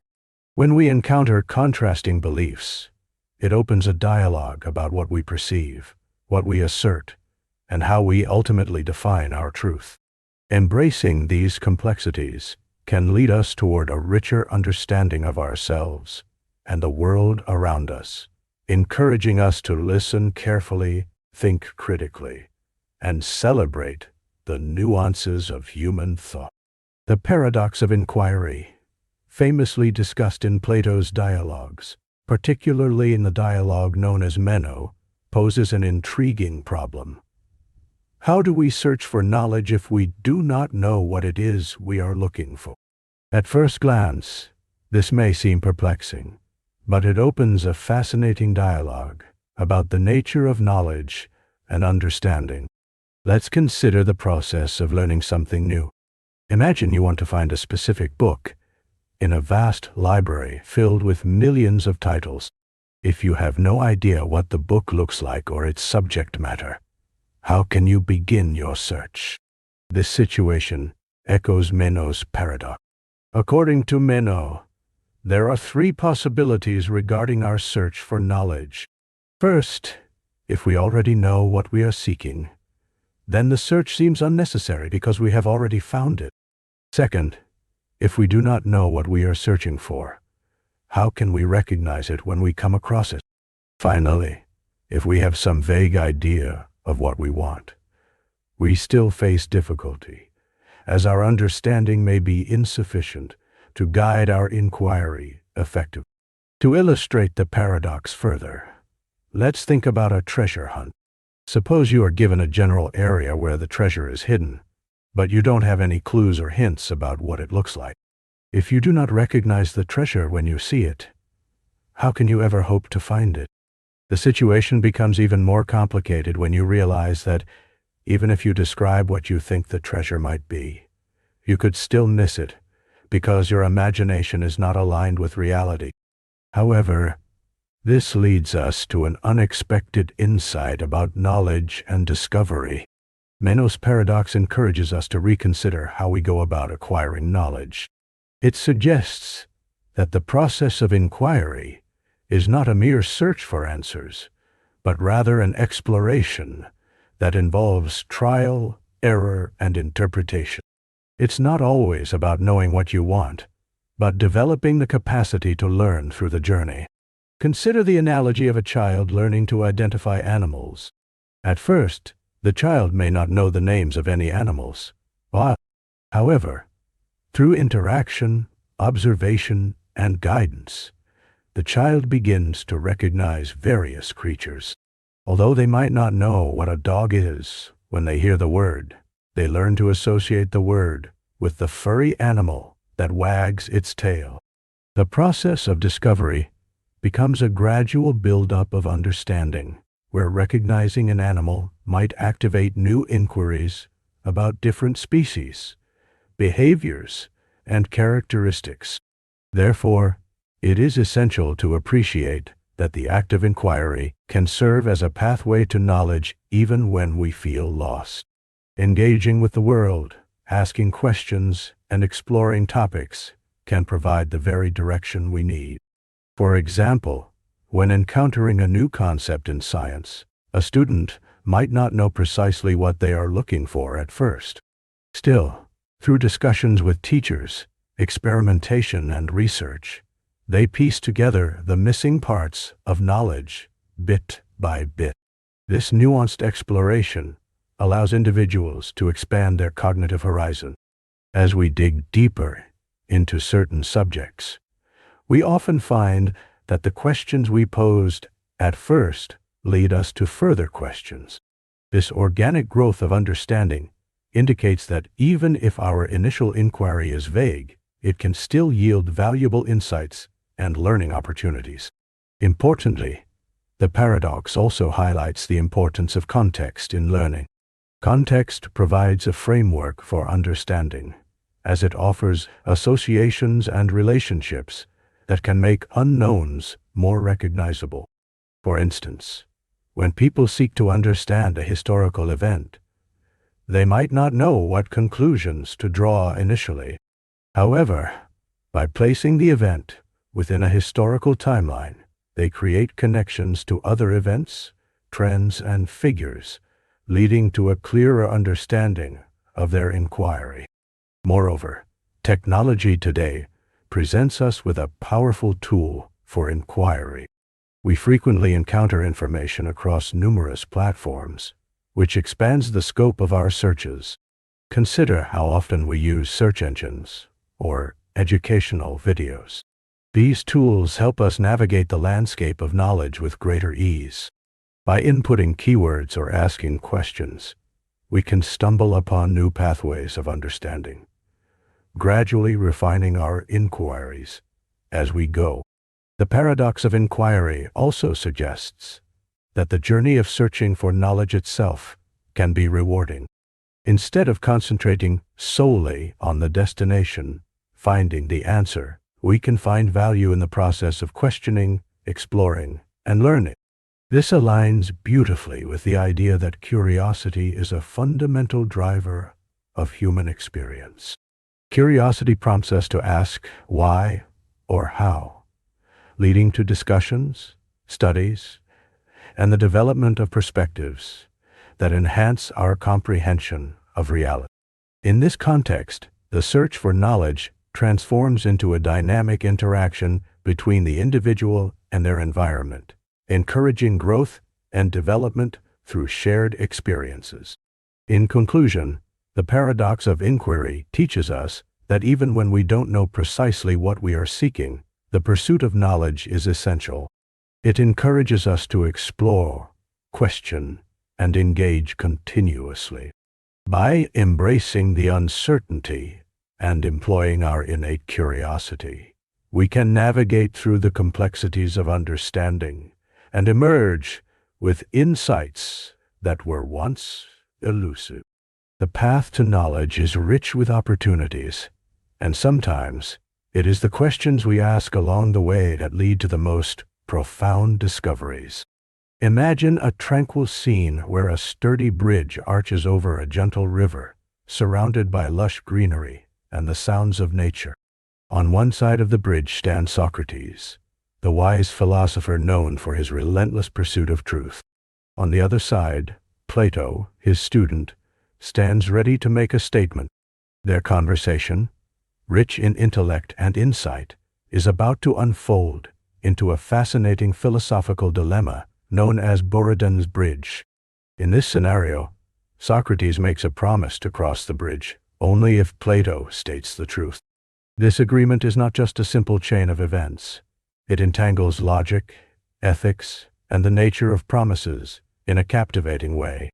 As they stand at the edge, a guard, tasked with ensuring the rules are followed, observes this exchange closely. The guard is not just a bystander. He is a key player in this intricate game of logic, faced with a problem that tests his understanding of language, truth, and obligation. Now, let's delve into the implications of their dialogue. Socrates, being the philosopher he is, sets the stage for an exploration of truthfulness. He embodies the principle that actions must align with words. His condition is quite clear. He will advance only if a genuine truth is spoken. Plato recognizes the weight of this declaration. He understands that if he speaks a truth, Socrates will cross the bridge, thereby fulfilling his promise and moving forward. Yet, there's an intriguing twist. If Plato were to utter a falsehood, not only would Socrates remain steadfast on his side of the bridge, but the trust that binds their intellectual pursuit would also be compromised. This creates a fascinating logical bind for the guard. If Socrates were to remain on his side upon hearing a false statement, he would appear to uphold his principles. However, the guard now has the challenge of interpreting the situation based on the responses he hears. Imagine the tension building as Plato prepares to speak. Will he choose a profound truth that allows Socrates to cross? Or will he succumb to the pressure and express something insincere? The interplay between these two philosophers draws a picturesque landscape of ethics where every choice matters. It is a dance of words filled with potential implications and consequences. As Plato articulates his statement, the guard must weigh the significance of his word. The guard's duty is more than just to enforce the rules. He must also consider the philosophical stakes at hand. If Plato tells the truth and Socrates crosses, what does this mean for their bond? Conversely, if Plato lies and Socrates stays on his side, how does this influence the nature of their dialogue and the gods' role. This fascinating scenario poses deeper questions. What constitutes truth in a world where assertion can be slippery? Is the value of a promise tied only to the truth, or does intention play a more significant role? The dialogue invites listeners to ponder not just the content of the statements, but the very nature of communication and trust. As the narrative unfolds, the guard faces a dilemma. He must grapple with the philosophical implications of Plato's words and Socrates' promise, considering what it means to act honorably. Should he allow Socrates to cross if the truth is spoken, knowing that it might disrupt the balance they have cultivated? Or should he intervene if he senses deception, thus maintaining order over exploration? Buridan's bridge is more than just a hypothetical predicament. It symbolizes the complexities inherent in human interaction, teaching us about the essence of honesty and the expectations we create through our commitments. The situation is a reminder of how words can bind us, not only to one another, but also to the choices we make in life. This thought experiment encourages an examination of our own truths. Are there moments in your life where you too felt bound by promises and the spoken word? Every conversation holds the potential for depth, diving into the philosophical nature of truth, promise, and consequence. As we ponder the outcomes of Buridan's bridge, we begin to appreciate the beauty of dialogue. It transcends mere words and becomes a reflection of our intentions, a mirror showing the alignment or misalignment of our thoughts and actions. The narrative invites us to engage not only with the characters involved, but also with our own inner dialogues about honesty, trust, and the philosophies that shape our interactions. In the end, as the sun sets over the horizon and casts golden hues across the river, the bridge stands as a testament to the age-old pursuit of truth.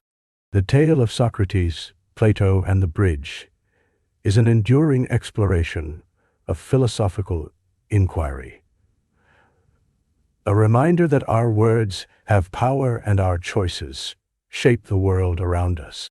Each moment is filled with opportunities for understanding, connection, and deeper reflection on the nature of communication itself.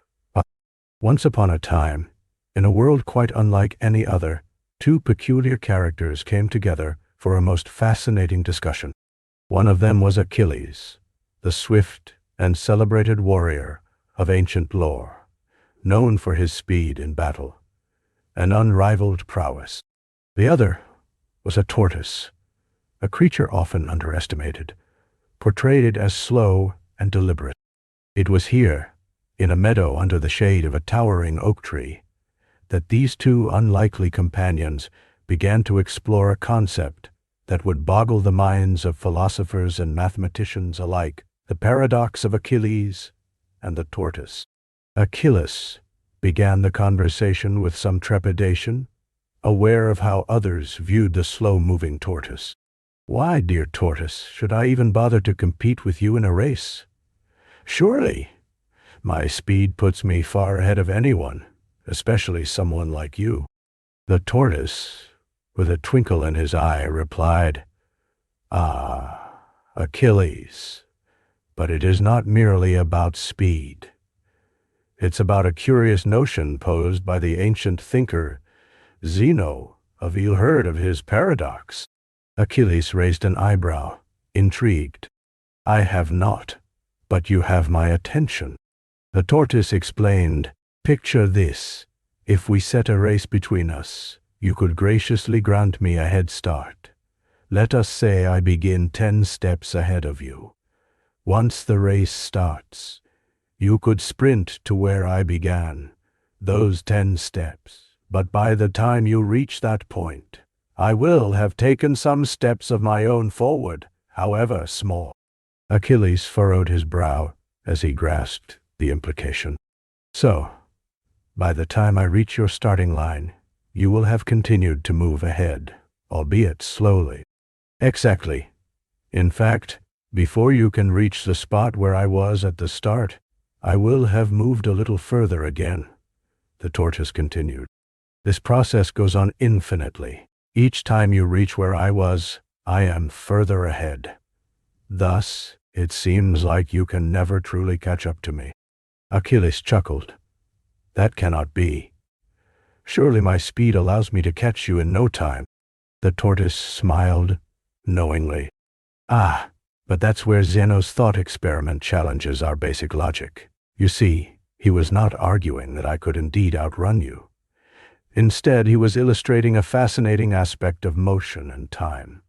The race serves as a metaphor for larger philosophical questions about infinity and division. Achilles thought deeply about this. So, what you're saying is that while I may be faster in the physical sense, the very act of analyzing our race creates these infinitely smaller segments of time and distance, leading to this paradox. Precisely, the tortoise replied. In a world governed by infinite divisibility, we encounter a contradiction of logic that suggests perfection may be unattainable. The idea that one can always divide something further may lead us to conclude that motion is an illusion, or at the very least, much more complex than it seems. Achilles, feeling a spark of curiosity, continued. But how can we reconcile this paradox with our experiences? When I run, I feel motion. I feel the ground beneath me change as I push forward. The tortoise nodded. That's true. And Zeno did not intend to discount the reality of movement. His paradox invites us to think critically about how we understand speed, distance, and time. In practical terms, you would indeed win any race against me. However, the underlying mathematical implications reveal something profound about infinity and the nature of reality itself. I see, Achilles mused. It seems that although I possess speed, you represent a fundamental truth about our universe, a truth that might remain concealed beneath the surface of everyday experiences. Indeed, Achilles, the tortoise said. It is not about the outcome of a race, but what we can learn from contemplating the nature of our world. The true challenge lies in unraveling these enigmas of existence. For a moment, there was silence as both contemplated the weight of this dialogue. Achilles, while confident in his abilities, gained newfound respect for the tortoise and the philosophical questions they had ventured into together. Perhaps we should race after all, Achilles suggested, a smile forming on his lips. For while I may reach the finish line first, the journey we take to understand these concepts is a destination unto itself. With a playful nod, the tortoise agreed. Yes, let us embrace both speed and contemplation. After all, even in the slowest of moments, there are endless thoughts to ponder, allowing us to reflect on the mysteries of life's paradoxes. As they prepared for their playful contest, they each knew that their dialogue would linger in their minds long after the race itself. The paradox was not solely about reaching the finish line. It was about the journey of thought, and together they would explore the depths of understanding, one step at a time.